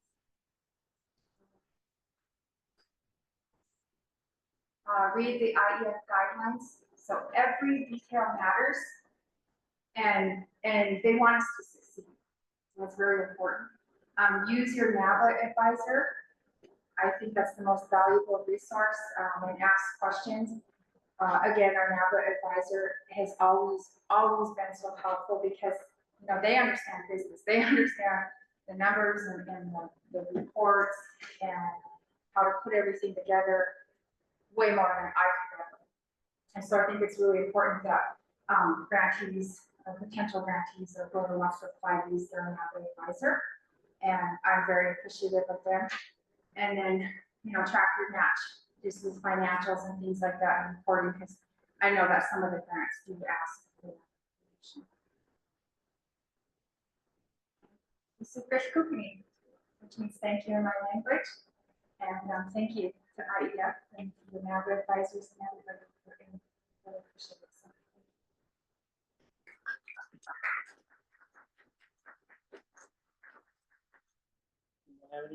Oh, sorry. So do you know that the Montana website has a tourism website that the tribes can utilize? yeah. Oh, yes. I'm sorry. I was thinking of Manata. That's different. Montana has one too. Yeah, and not many tribes have used it, and Blackfeet actually has a page on there. Okay. Somebody developed a page for us. Okay. Probably going to use it at some time, and was forgotten about. Yeah. So it's on there. You can develop. You can put your business on there. I think we're not. Okay. Okay. Where's I go? Yeah, so visitmt.com, visitmontana.com. Okay. And it's visitmt.com. Okay. And business listings, you can have the free business listing on there. And then of course, Diane has the Destination America, NaveAmerica.com. Yeah. So there's a couple of resources there, but I look forward to following up with you on a few additional items too. Yes, absolutely. And I think we were on the Montana State website, but it might be outdated, so I probably better get on there. and take a look I and see think what's you're on there, but you can update your pictures and if there's any other information. You just own your listing and then you can. Oh, okay, thank you. Yeah. This is awesome. I knew you had this business, but I didn't know the details of it. Yeah. It is so beautiful, and you guys Thank just you. seem like the perfect, like just suits you. So like you guys Thank are you. such a, you know, your energy and your thoughtfulness and your kindness and everything, I think really reflects in your business. And yeah, I just love everything about it, like the composting toilets, the storytelling. So when is your business open? Like what time of year to what time of year? How many guests can you do at one time? Well, we're trying to keep it from like June 1st to end of September, but now we're finding ourselves opening up in springtime. Almost, we just had a guest check out today. And sorry, I was worried about bears, but we don't really have that problem. You know, we bear-proof everything, and we got bear spray. So for the longest time, I was like, we gotta make sure that everyone's gonna be safe, and so we're closing this right at the fall time. But we're just open because people need a place to stay. We had a really neat photographer stay with us, and he just checked out today. So the majority of our guests, I would say, that are camping are from June, July, and August. July is a very busy month. But we do get some early campers in spring or late campers in November. We even have people ask if we do some winter camping. Yeah. So people really want to stay there. And then our bus tours are mainly in like July and August and September and So other than, you know, like I said, our advertising through social media, and word of mouth, we've actually had influencers there. You know, we had former editors and from the National Geographic. We had some people that have their blogs and Little House here. White House on Wheels. White House on Wheels, and there was another one that we had. And then they put, you know, our campground on their site. And then we're actually in book with the people that are in the National Geographic. They travel all around the world and post, you know, put pictures on every place they stay that they like it. Then the National Geographic came again for more Native American stuff, and how I missed that one because I didn't realize that part of our website had been down and there were people trying to communicate with us. So I was so keep myself over that. The National Geographic wanted to come back and do a big story on us then. But it was really crazy because I was so upset with myself, and then like the very next day, the Smithsonian reached out. So I was like, okay. So the Smithsonian did a story on us too. Oh, that is wonderful. Yeah, thank you. I'm so happy for you too. This is an amazing business. So, and a really great presentation. Thank you. And we do have some. So I don't know if you guys know what some of the program is. It's the younger generations that are trying to take the foot in the workforce. Tools that they need during the summer, you know, how to get a job. And hospitality.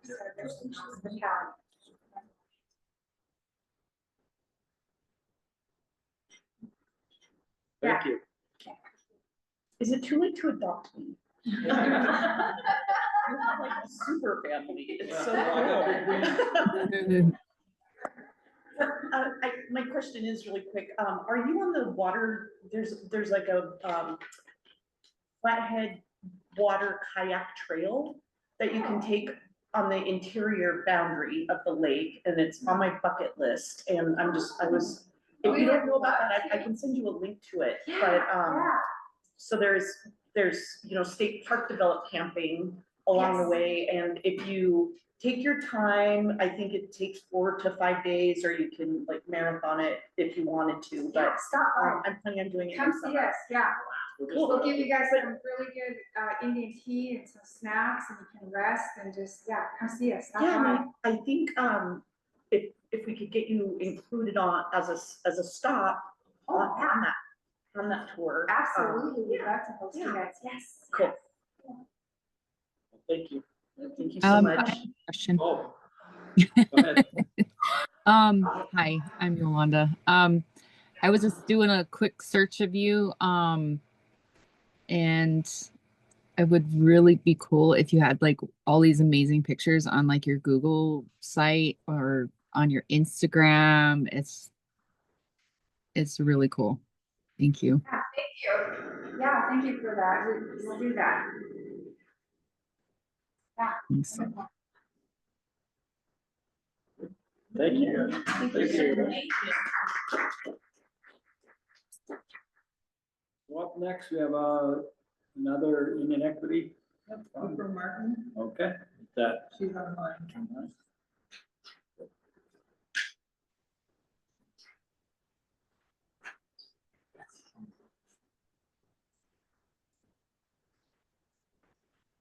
Hi, April. Hello. Hello. Hi. You Do you want me to just jump in or? Yep. Okay, so my name is April Martin from the Northern Cheyenne Reservation down in southeastern Montana. And with my Indian Equity Grant, I did the Rosebud Teepee Camp, which is on the trail from the Rosebud battlefield to the Battle of the Little Bighorn. And I got my grant during 2020, which was kind of a messed up time, as we all know. I think I was supposed to get it in 2019. 2020 just messed everything up. But I used it. I had some infrastructure in, and I had water and I had electricity to my place. So what I ended up doing with my money was adding in 4 trailer hookups for RVs, and then I bought some teepees and stuff. So let's see, what other things that I've done is there was nothing really on the reservation at the time for people who are passing through or going, from one area to the other. So I'm probably the only place to stay on the reservation that has something like that. The teepees have been very popular. Some of the other things that I've done kind of use that as a home base or a jumping board was some trail rides, some wild woman weekends is what I call them, and where people can bring horses out and they can ride on the reservation, because that's the only opportunity you have is on our reservation is to ride with somebody who's from around home. And then we also do one every year around June 18th at the Rosebud Battlefield in conjunction with the battlefield and the tribe. They do honoring up there for the Cheyennes. We call it where the girl saved her brother. And so I wanted to honor this Buffalo Calf Road woman by having horses at the ceremony that they do for her. So it's been a lot of fun and I've really enjoyed it. I just had a gentleman come through. He found out about me a couple years ago. He and his horse came through. So that's one of the benefits, I guess, or the unique things about my place is it has kind of a horse hotel, or you can set up your own hot fence or your own panels and stuff like that. So what else was I supposed to say? I think on mine, I believe I split it with another person. I would recommend that you don't do that if possible. Like mine was really a infrastructure and beginning high dollar things to get going, and it was kind of hard to do that if I didn't. I put a lot of extra money of my own in. I really appreciated the opportunity. I really love the area, and then it has helped me expand. I have a retreat center and a community resource center, so it's helped me expand outdoors to that area as well. Is there anything that anybody would like to, any questions or anything like that? Any questions? I do. On your horse rides and your tours, you're talking about the history of the area. How do you communicate while you're on, like you're on the horses and then you're talking to your horse riders or your guests? A couple different ways. There's a portable mic system that you can use, but normally what we do is we just kind of gather around. We put whoever's doing the tour right in the middle, and then we just have everybody kind of gather around and talk about what's going on. Okay, that's what I was looking for, because I wrote down, does she use walkie-talkies? I mean, you know, as you're moving on the horse and you're able to communicate with them without stopping. Yeah. I usually give them an overview of what we're going to be stopping to see and then point out different things as we go along. That way everybody kind of knows what to expect. I also keep them, it's not like 50 people or more. I usually try to keep them about 20 because that's a small manageable group. Yeah, good size. I think that's not small. Yeah. Yeah, that's a large group. So good for you. That's awesome. Yeah, I really enjoyed it. I was going to upload some pictures to Maryland, but I just didn't. I ran out of time to show you some of the group things that we've done. And I really haven't put them on my website either. So probably a missed opportunity there. Awesome. Do you provide lunch? Yep. On the trail rides, we do, we have some local people, ladies, a pair of sisters. One is a hunter who has an extensive, really nice collection of arrowheads and scrapers that she's found on the reservation. She hunts a lot. And then her sister is an ethnobotanist. So we usually meet them up in the hills at a pre-designed spot or a predetermined spot, have lunch, and then they do a presentation of all the plants and different arrowheads and stuff like that that we have around there. So pretty cool.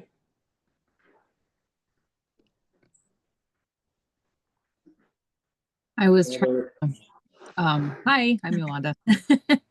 I'm a neighbor. Hey, I'm not based in Crow, but I'm Crow. Hey. I was just trying to see, you said you were located between the trail to Rosebud, from Rosebud Battlefield to Custer Battlefield or a Little Bighorn Battlefield. Whereabouts are you at? I'm south of Busby. Oh, okay.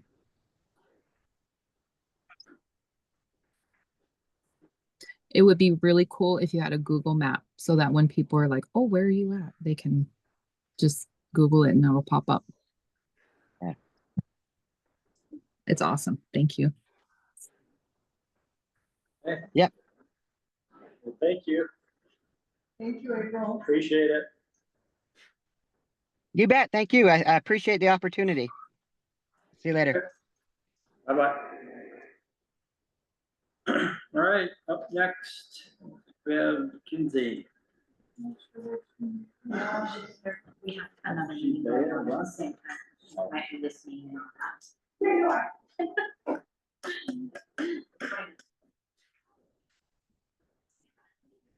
Kinsey show.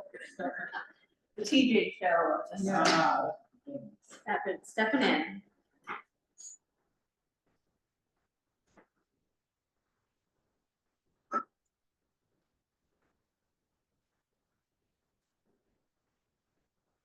Okay, so I am stepping in for TJ. Like I said, he had a unfortunate family emergency, so bear with me. I'll try to do him justice. So just giving an update on programs and some of the grants, and then we'll transition over to Brian, of course, and then Rochelle as well. So we'll start with our tribal business development grant. We emailed out the information at end of September. That opened up that 45-day window, which ended, today is the, what is today? 14th, yesterday. I'm off a day or two. I was gonna say end of day today, yesterday. And so if there had been a letter of intent to apply, that would have came. Now the application, the full application cycle will be open through the end of December. So we have a little bit of time now, a little bit over a month, knowing that there's holidays and things. So reach out to TJ if you have any questions, if you have any concerns about the application or issues with the timeline. And then he was going to give an update on MCA 91-105, which of course is the actual implementation MCA of HB 19, so the economic contributions piece. And so we have been, as you know, we've had communications with Federal Reserve, we've worked with ITTAR, we went to talk with economic folks out of Missoula and MSU and DLI, Department of Labor and Industry, all having their own data sets, not a lot of ability to do additional research. So one thing we had decided to do is create a website specific to the economic contributions of tribes on our Business NT website, include the dashboard that we've been working on, so that would be there, and then also link to all these sources that we're talking about. So it's all in one area. We find that people might know about, oh, there's this piece over at Department of Labor and Industry, there's this piece at Federal Reserve. It's hard to know all the different areas. So we're trying to put that all into one specific area and just be a great resource for that. I believe he had an example on the next page. So yeah, we would, and it's in development, so it's not publicly available now, but you would come to this, our main site, and it would just be a link on there. So it would say economic contributions of the tribe. You would click on it and it would have all of the resources listed under it, including our dashboard. And he was quick this time. I was expecting maybe one or two more slides. Of course, that's TJ's contact information. Happy to have anyone reach out to me as well. I think everyone has my contact information. And then I will just plug two things that came up from my end during the conversations. So the Native American Collateral Support Program that we talked about earlier actually has $170,000 available right now. So if you are talking to businesses or lenders, there is money available for those transactions for that piece. So we would love to get that money out of the door.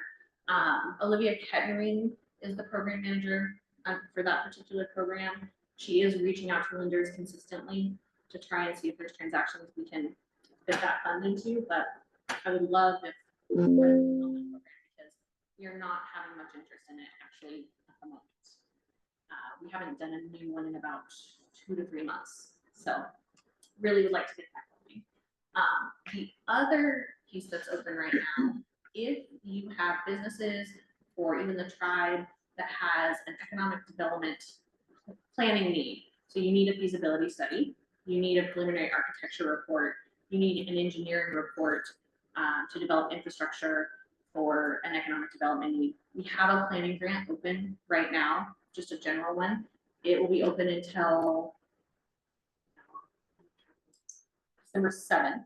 So there is still approximately 3 weeks left. It's a very easy, simple application. Please reach out to me if you have any of those projects, because I would love to make sure that. We do need to remember, though. Can we leave that opportunity in the chat?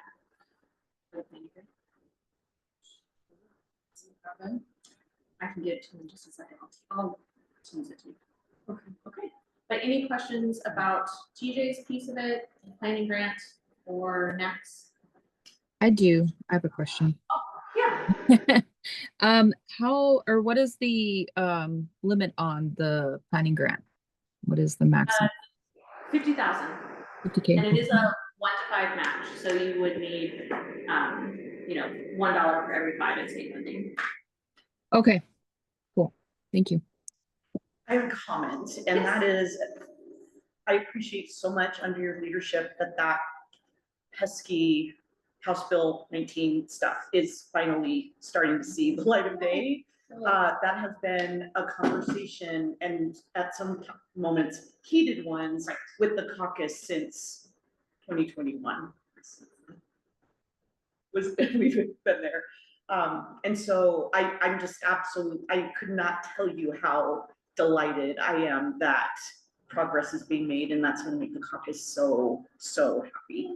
I'm excited to Thank hear you. that. And Well, thank you to TJ. I know he's not here, but I was gonna say thank you, but really I would say Marilyn, Rochelle, TJ, and Brian, they're the driving force on getting that done and coming up with innovative ideas. good work, you guys. All of you. We all know what I don't want to say headache, but it's been a challenge. It's had its challenges. So thank you so much. You guys are awesome. And I view it, it's a process, so we'll just keep making these steps forward and then keep trying to make it, long-term better, bigger, but we just have to keep moving forward. Yeah. So. Well, thank you all for keeping Thanks. care. Good, thanks. All right.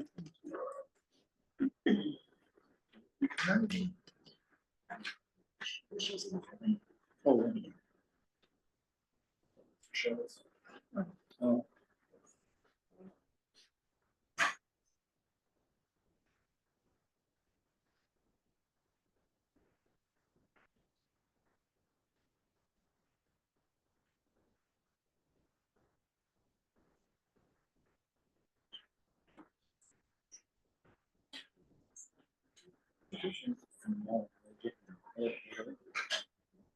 This is mine. This is my shows. Was it with me? No. Yeah.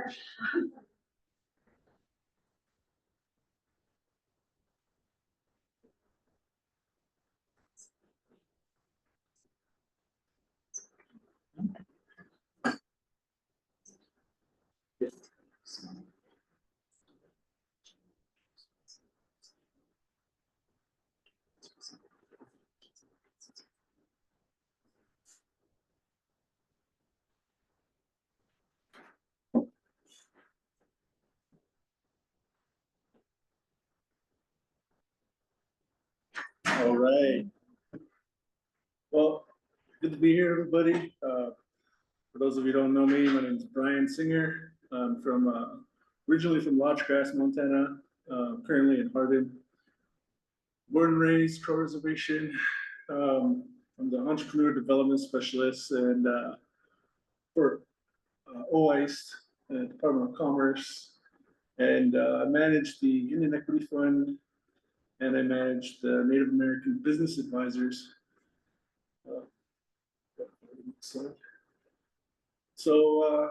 Yeah, it's been a big year for me. So next month will be a full year in this position. We've made some good progress with the Indian Equity Fund and also NABAs. We've had a monthly call. It's been pretty consistent. Haven't missed one. I think a lot of the feedback from the NABAs is they really enjoy being able to converse and share ideas and get information. And so the monthly calls have been really good on that. I've been working with them on getting Indian Equity Fund trainings going. A lot of the resources that we have at the state, we're able to communicate that to them, and they're doing a really good job helping businesses, and I was able to visit most of them this year. I think I visited 6 Navas, and there's still 2 to go. But I conversed with them quite a bit. Then we made some updates to the Internet Equity Fund guidelines. Just a few improvements. I felt that we could make the grant more effective and more efficient. As far as some of the requirements and just some of the overall procedures of managing the grant for not only myself, but future entrepreneur development specialists, people that hold my position in the future. I think we definitely made it improve the grant process. And yeah, go to the next one. So some of the improvements that we made, I just wanted to show, we required a business plan, reviewing the applications that came in last year.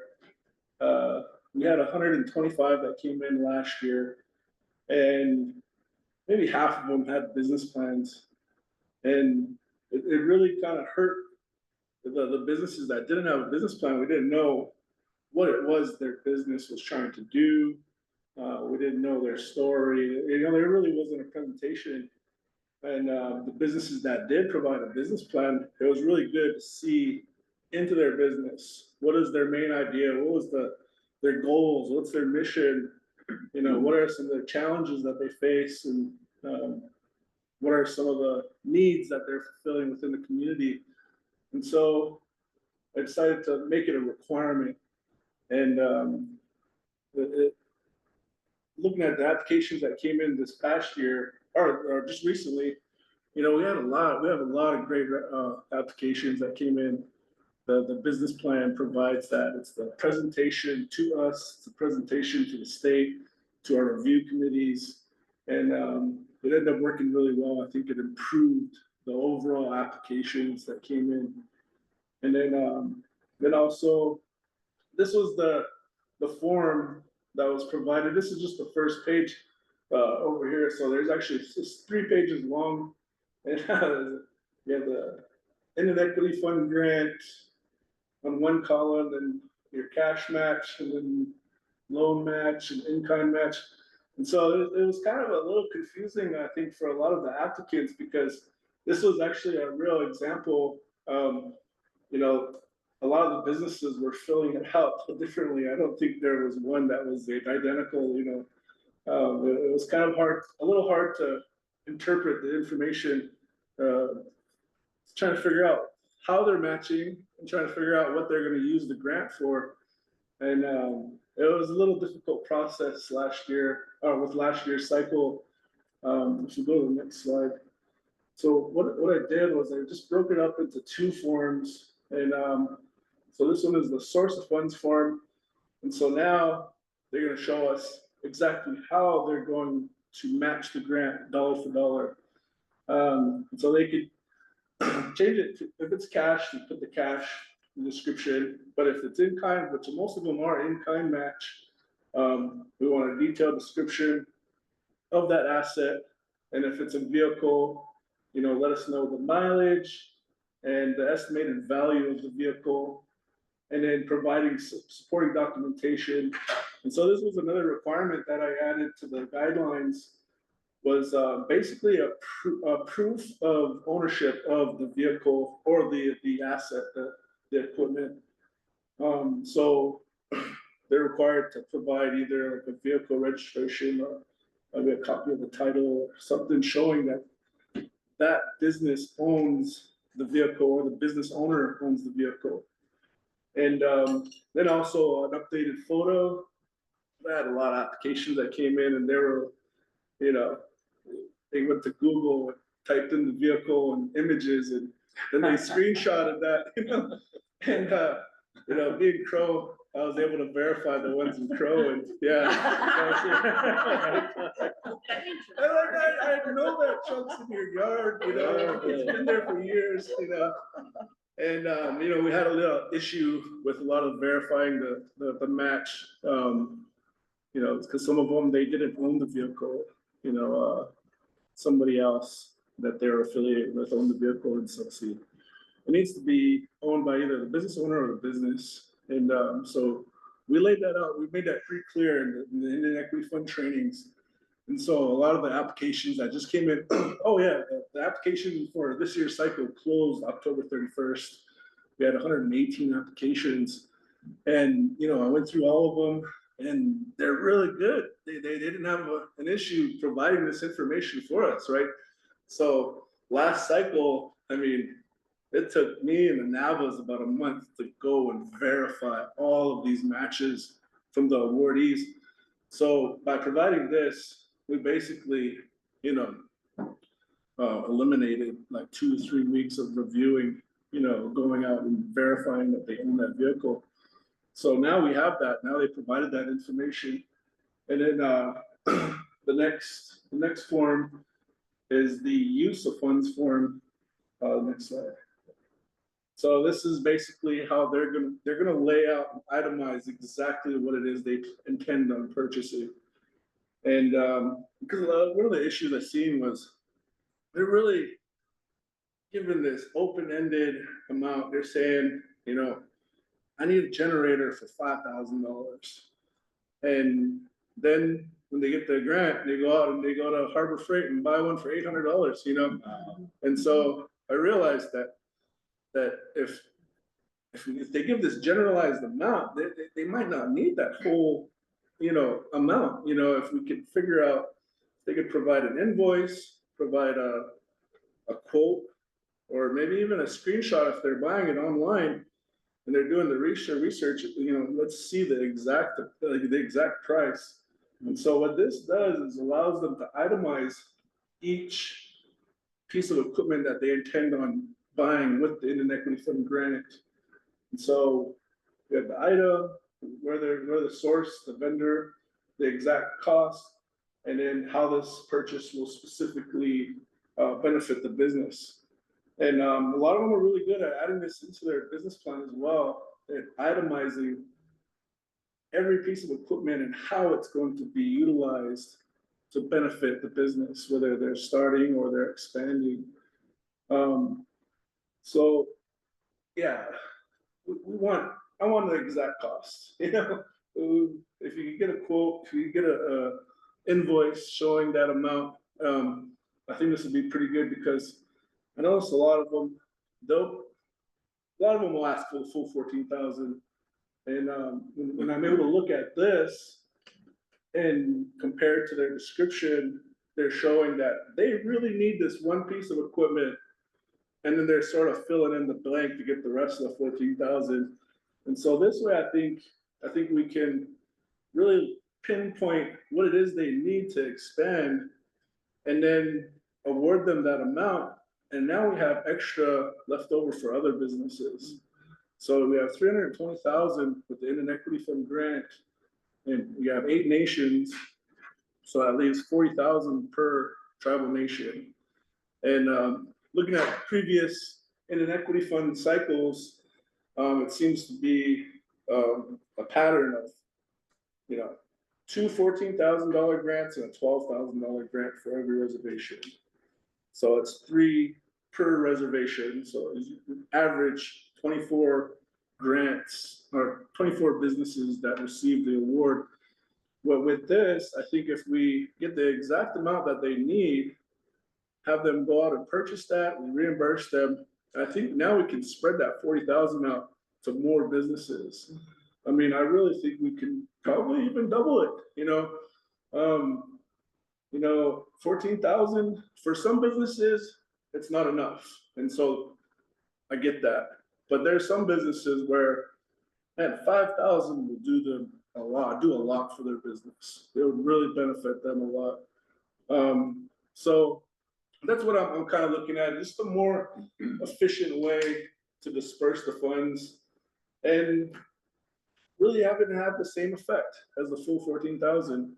You know, if they ask for the full 14,000, then they give a description of why they need that. I get it. You know, like last year we had a guy in Busby who purchased a $28,000 drone to spray fields, you know, and it was a fantastic idea. It was like one of the best businesses we awarded, but which was cool because he used 14,000 of his own money to match, and then he received 14,000. So he used his match, the 14,000, to purchase the drone, $28,000 drone. So he had a really good use for it, you know. And I think for a lot of the businesses that I'm seeing, they're really small businesses. They're very small businesses, and you're looking at if they're trying to build have a food truck, or there might be a dishwasher broke in their restaurant, or they need a new oven. You know, they could get that exact amount and purchase that item, and they don't need to waste the whole 14,000. You know, we're trying to figure out ways. Oh man, what else should we get? You know, like we'll actually have like a really exact amount. And so I think overall this is going to benefit the grant, and so that way we're not wasting anything, or you know, and then you know it requires them to put a little bit more work into it, but it allows us to like really view what it is they need, and how we can help them either start or expand. Brian? Yeah. Excuse me for interrupting, thank you, Mr. Chairman. I really, really think you're onto something with this. And I would encourage you and your team to explore that further, because one, it's great customer service, which the governor is all about. Also, the how do we best use taxpayer money, yes, and create jobs and increase economic activity and economic development in Indian country. And so, and I submit, if somebody needs $2,000, let's say, yeah, and then somebody else needs 30, I would encourage us to be open to that, because the boilerplate $14,000 and this is who gets it. Yeah, I know this seems like it doesn't compute, but that actually isn't equitable. And yeah. so if that $30,000 injection of funds will create 20 jobs, yeah, and circulate those dollars in and outside of the community, that's probably worth it. Oh, and you know what? Also, those bigger awards, could that attract outside investors to partner with Indian country on, you know, so then both sides have stake in the game. Yeah. So I think you're approaching this with a real entrepreneurial mindset. Yeah. And yeah, so run with those scissors is what I say. And if there's any way we can help, for the governor to brainstorm some ideas about how to maximize this program, I know that he'd be happy to sit down. I think that's a great idea. I mean, I've had questions from some of the trainings where did we come up with 14,000? Where did that, you know, come from? You know, why is it 14? Why is it set at 14,000? You know, so no, I think that's a really good idea. I think the form too, you know, the example with the generator. Yeah. I'd have never thought of that. You pros are just 18. Man, we'll find every. Yeah, Harper, great idea. That car's been sitting in your garden for 5 years. I've been to LG, baby. No, yeah, well, I mean, I get it, you know. But you know, that happens. Yeah, I mean, a lot of people are, you know, struggling. We have this poverty issue on all of our reservations, and so I think a lot of them, they're just trying to throw their name in the hat and thinking, you know, maybe I could get $14,000, you know. And so I think having this eliminates a lot of those. You could identify them. You could tell that they're not really serious, you know. But with the business plan, and then having them itemize and do most of this work, it shows like their dedication and how much they need. You know, they really need this. Yeah, to start it and keep it going. Right. And not only that, you know, I've owned a couple of different businesses, and they'd laugh you out the door if you tried to apply for funding with the SBA or a bank without a business plan. Exactly. Yeah. So I didn't know that one wasn't required. So that's really interesting. So thank you for that. I'm probably putting the cart way before the horse, but we do have a new director of the new LTI. Oh, yeah. AI, like he's the AI genius. So I'm brainstorming here, but what if somebody could apply filling out these forms and then an AI generator return that into a business plan? So then somebody gets to learn as they're applying about what this process is. Writing a business plan, I think, should be a requirement for any entrepreneur with a great idea. And if I can learn how to do it, anybody can. And it lends credibility to the whole.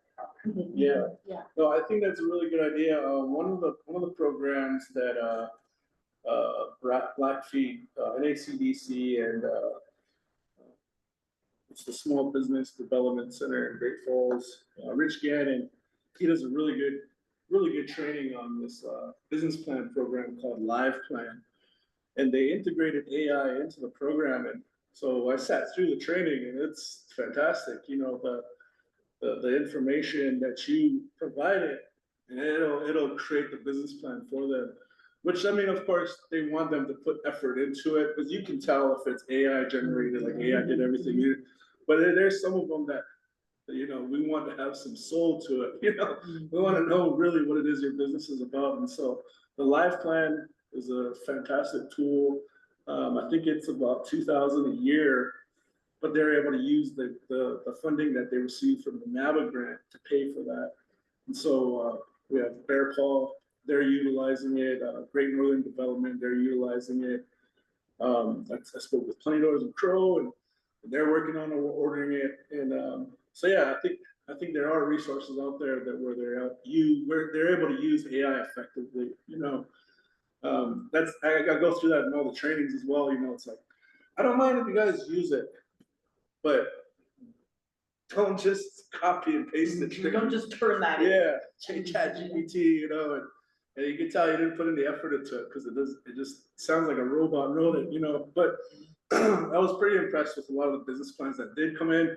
I was telling Rochelle earlier, you know, some of them you could tell they just copied and pasted straight from ChatGPT, but there's some that are fantastic. I mean, there was a couple of them that look like magazines, and so this is going to benefit them. Now they have a plan, but also if they want to seek funding, right, from a financial institution, now they have it ready, they have it prepared. And so, yeah, no, that's a really great idea. Go to the next one, I guess. So, oh yeah, just some of the benefits of having those changes, you know, greater accountability and clarity. You know, we have a review, we're putting together a review committee of commerce, but then also have the NABAs assemble a review committee, and they'll review the applications from that reservation. And so this really helps us, you know, the business plan is the presentation, and now we can see exactly what it is they need. And so the NABAs are gonna go through and review all of these, and then we'll receive the top ones, and then we'll award the top ones. And it also helps the applicants put a little bit more work in researching what it is that they intend to buy. Instead of, you know, okay, I want 14,000, and then you give me the grant, and then I'll figure out what I need. You know, we're getting ahead of it. We're having them plan it out, which is really good at finding like real use. Like they really need this item, this piece of equipment. And yeah, efficient and effective. I think that's my whole mission there. Like let's be more efficient, let's be more effective with taxpayers' dollars. You know, when you look at this grant, you know, I've been to quite a few conferences. I got invited to Native Nations Institute at University of Arizona, and I was able to meet a lot of tribal leaders from around the country there. And then there's a few other ones where I was able to network with other tribes from everywhere. Now I'm trying to figure out, like, is there an Indian Equity Fund in another state?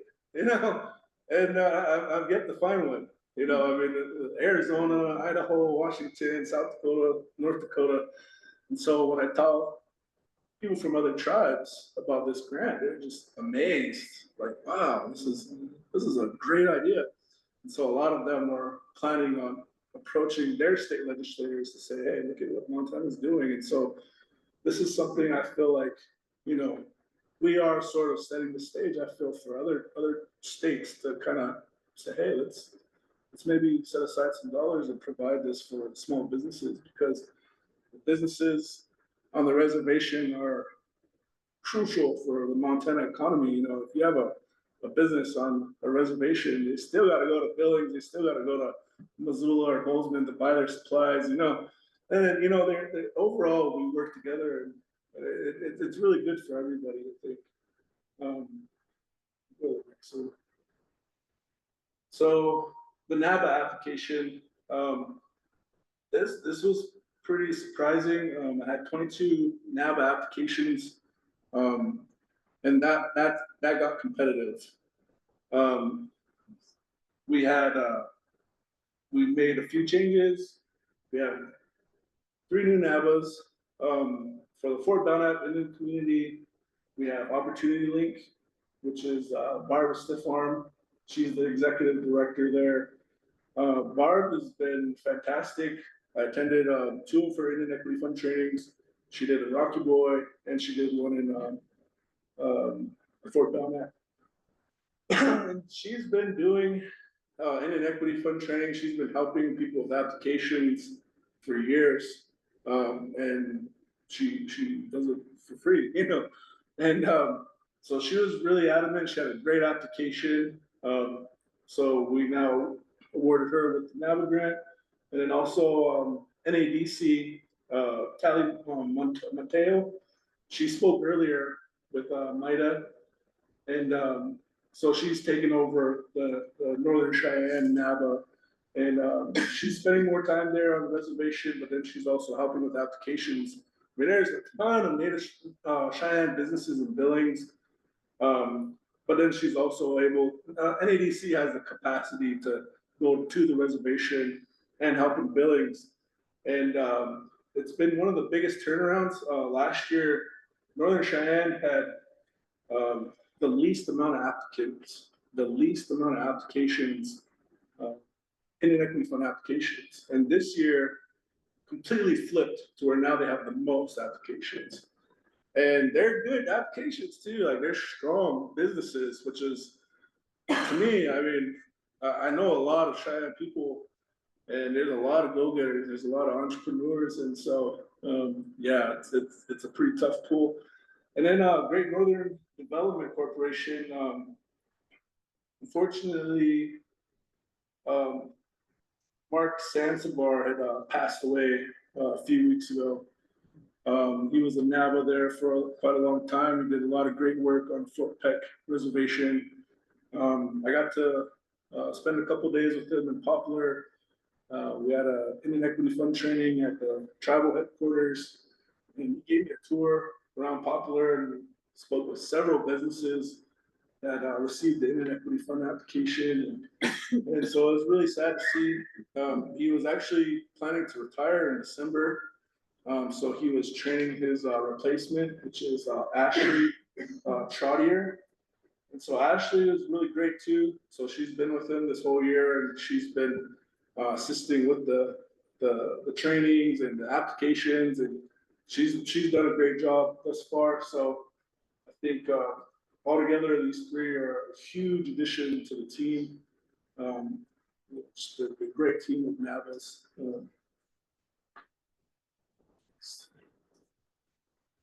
So yeah, it's some of the pictures we had. We had the Fort Peck Indian Equity Fund workshop, and the one in Rocky Boy, and the Browning one that was at Glacier Peaks Casino. I actually came in at the right time because it was hosted by Native Edge Institute.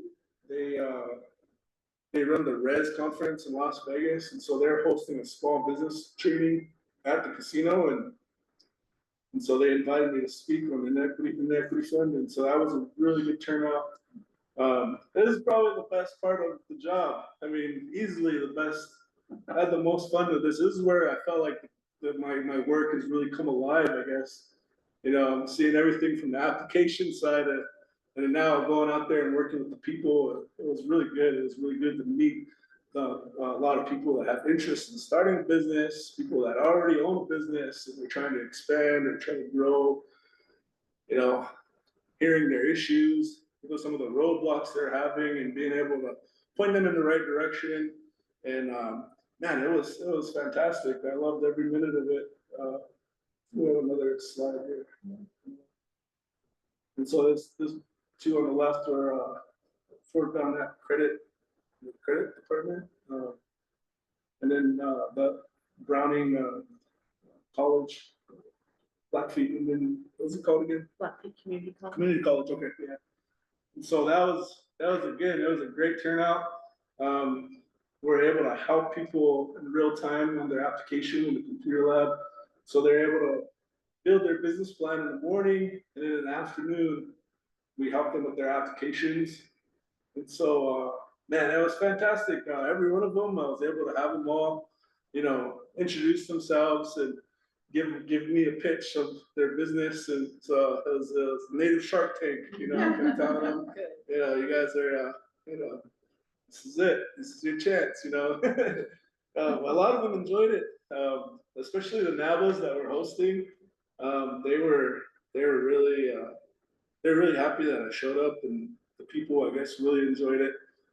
See, I guess, the men on the other side of the application, and I think even being Native American myself, I think made them feel a lot better.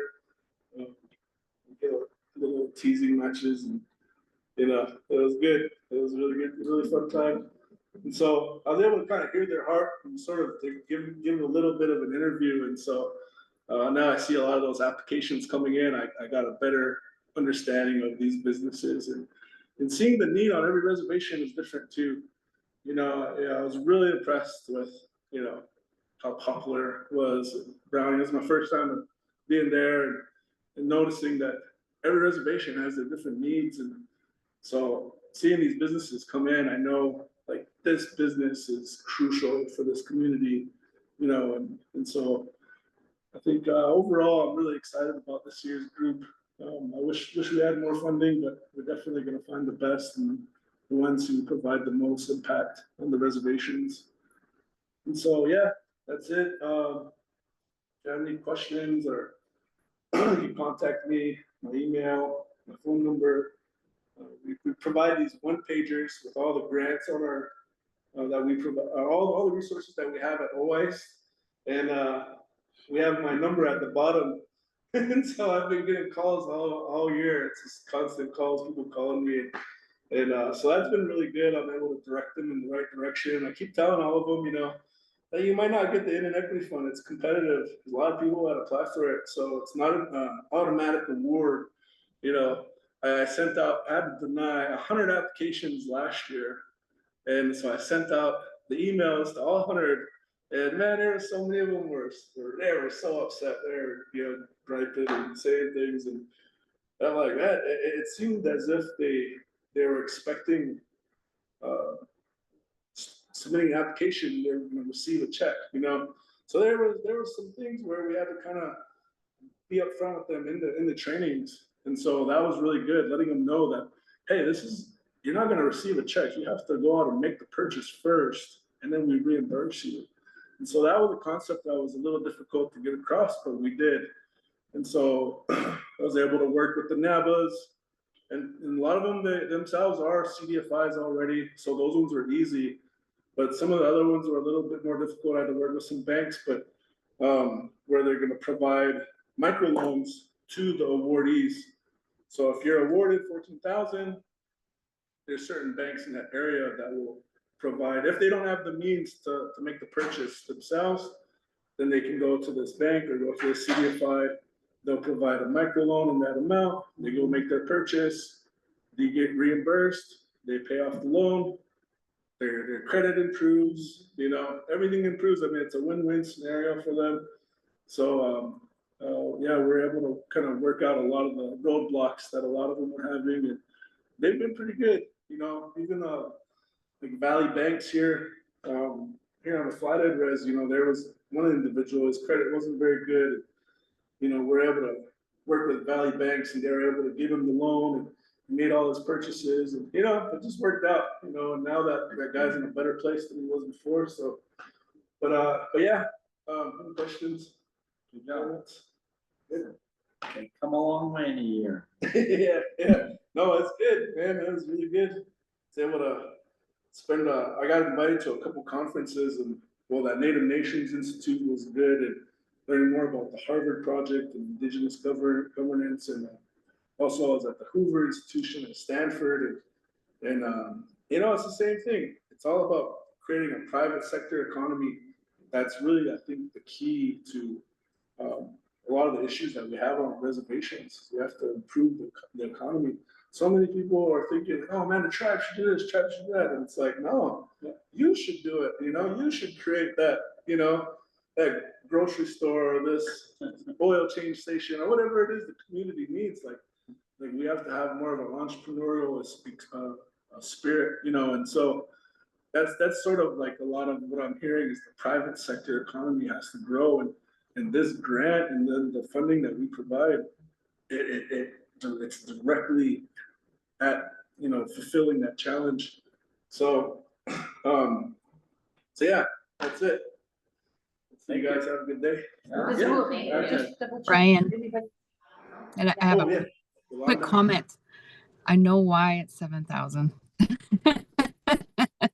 It was just some random number. I said, I know why it was 7,000. It was just some random number back in the day. Oh. Yeah. 13,000. Then they doubled it to 14.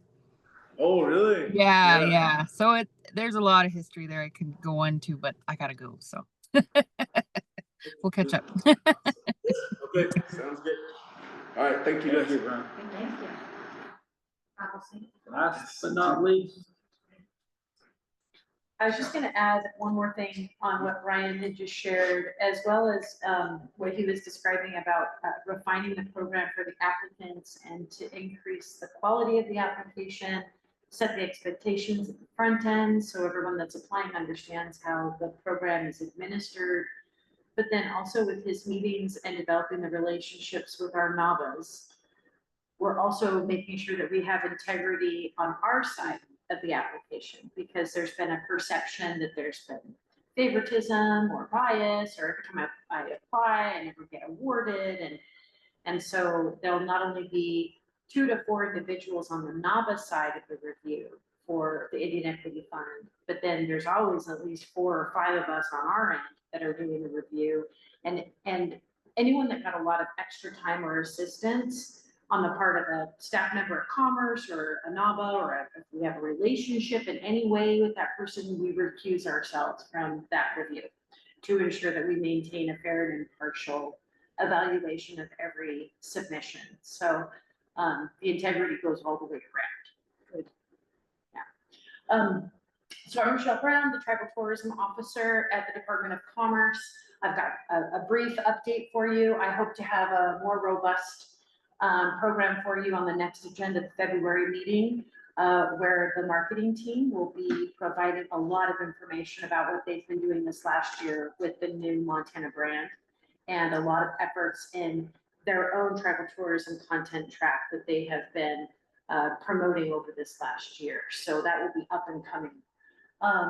So just a real quick recap of our conference that we attended the last week of October, my grant cycles, an update on the production assistant training program, and then ideas for future topics and presenters specifically for the tribal tourism industry.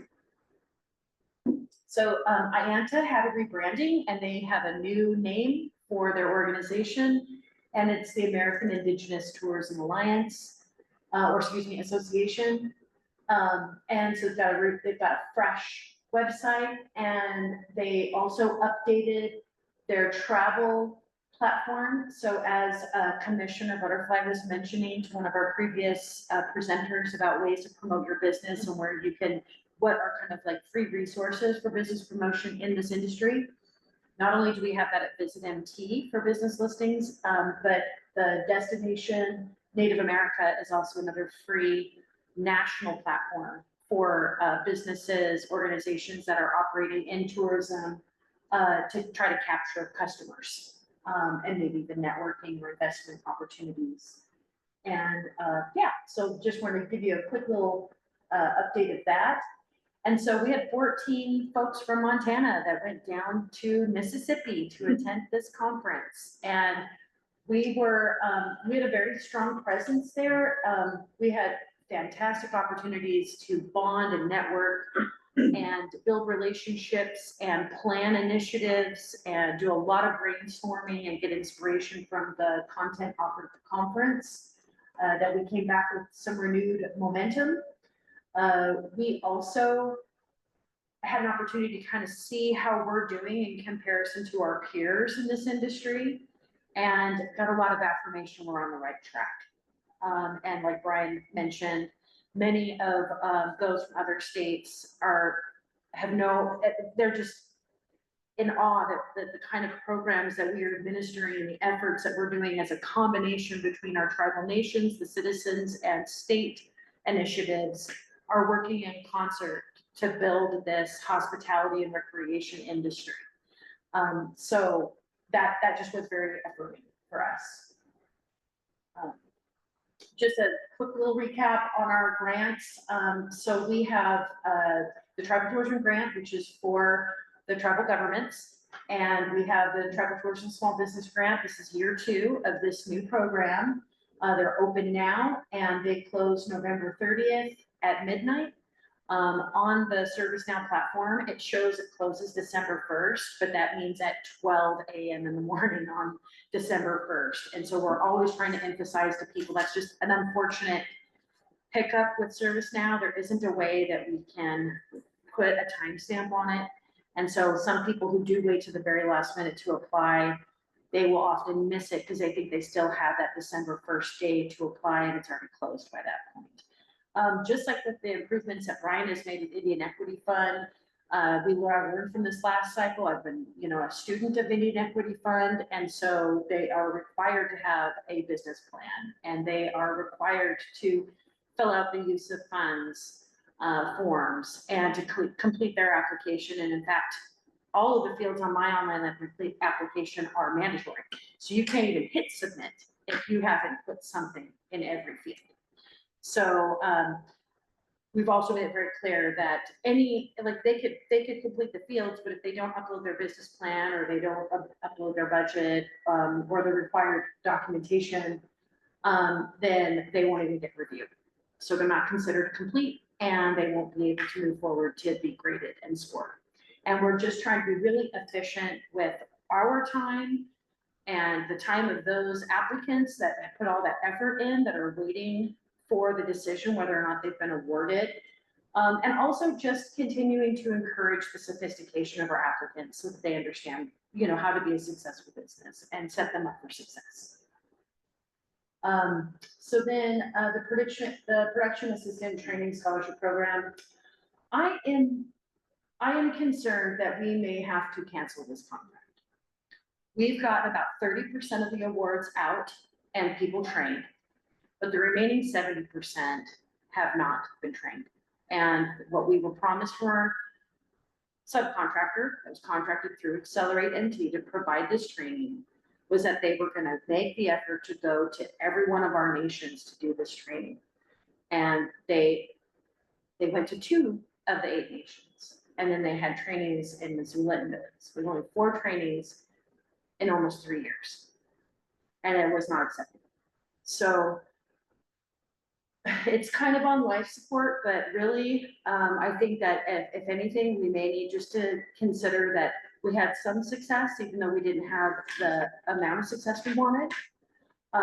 And maybe this is something to revamp for another day when we have a more reliable contractor that can provide the service. So it really only has about a month to get something figured out because the contract expires the end of December. So we did reach out to, I didn't, but Accelerate did. They reached out to MAPS to see if they would be willing to take this on. We tried to revamp how the delivery system for this program was, where they would have online curriculum that would then go into an in-person training.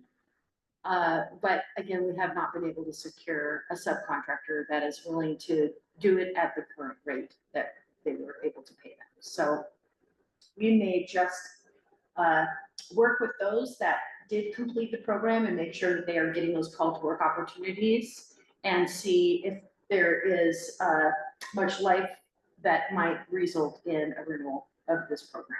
But right now it is just not yielding the results that we expected. So talk to you Please. about that. Oh, yes, yeah, absolutely.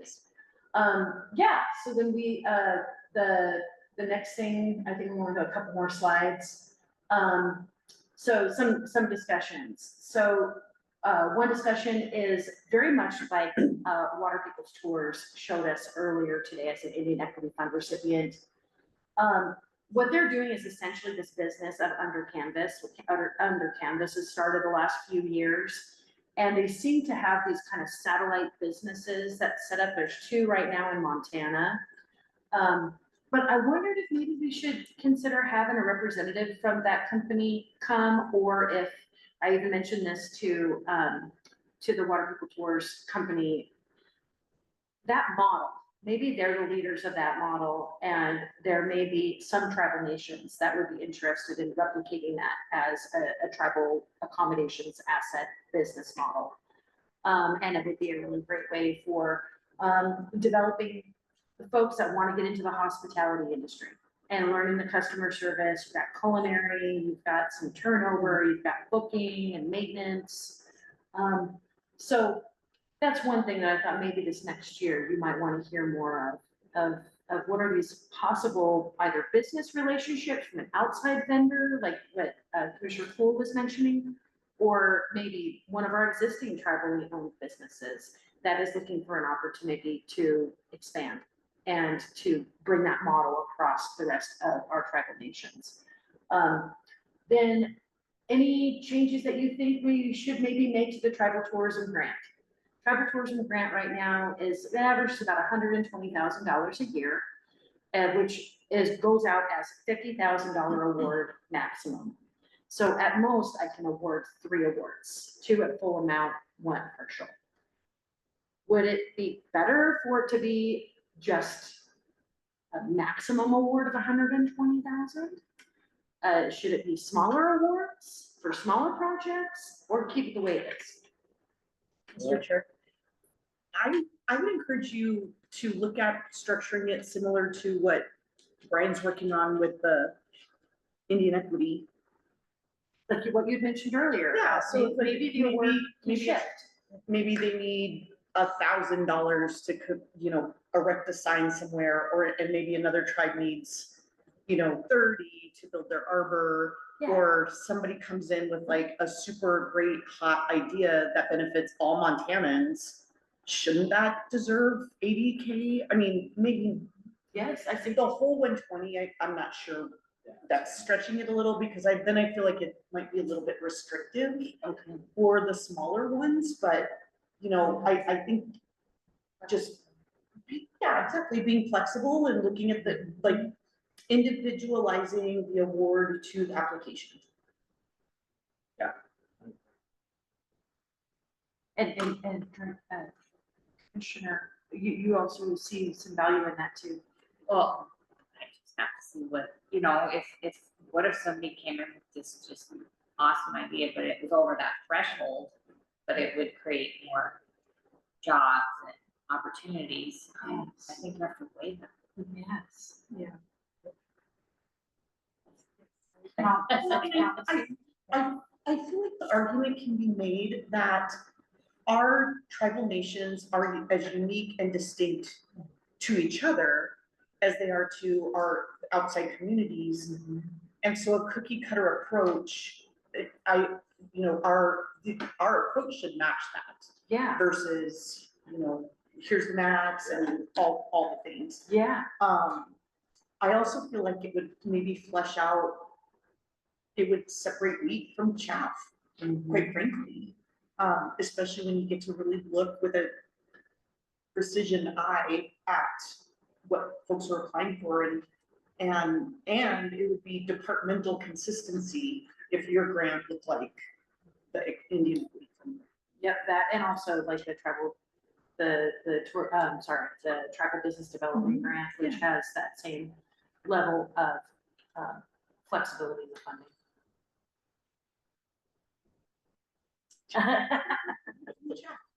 Living the fresh wheat back in the olden days. Yes, you remember.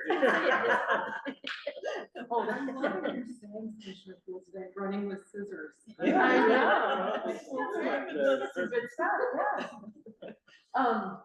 Great, so, and any other suggestions, you don't have to say it now, you can always send messages to me if there's a sideline conversation that we should maybe have about some ideas, again, someone coming in to present to you, something that you wanna have an update on. I think there would be value in having potentially our Office of Tourism Department come and report on recent awards, not just the pilot community grant, but event grants that they have funded. I think they're developing a new program that is similar to the Eastern Montana Initiative that they had for a number of years, which is really just focused on that eastern part of the state. So they're kind of bringing back more of that annual award. So it's not the gigantic pilot award, and it's not these small event grants. It's something in between. It's a very similar to the tribal tourism grant. So today had me thinking about something, and I'm not sure any of us would have the capacity for this, but what conceptually would be cool is what if we met like from 9 to 1 or whatever, and then in the afternoon toured an Indian. I would have loved to see, and they're right down the road. I know. And, just rent a little minivan, and we could visit a tribal tourism grant recipient or an Indian Equity Fund recipient every quarter. It'd be awesome at motor pool. Yeah. At motor pool, we can Yeah. check out bigger vehicles Yeah. that hold more people. Yeah. So maybe at one of the future ones, myself and TJ can maybe be drivers, Mhm. and then we can all go on a field trip. Yeah, so I don't want to add to your plates at all. We're all busy, but I just thought that would be super cool to do in the next year if we can swing it. We, at the Montana Healthcare Foundation, Yeah. we do that. Okay. You said you do that. You do that. And doesn't the strict doesn't, yeah, they usually have a 2-day meeting kind of That's a great timeline. idea. It's well worth it to go to Yes. them and see what they. Okay, very good, very good. Well, so I think that pretty much concludes my presentation. That's me with some of the powerhouse ladies of tourism for our tribal nations.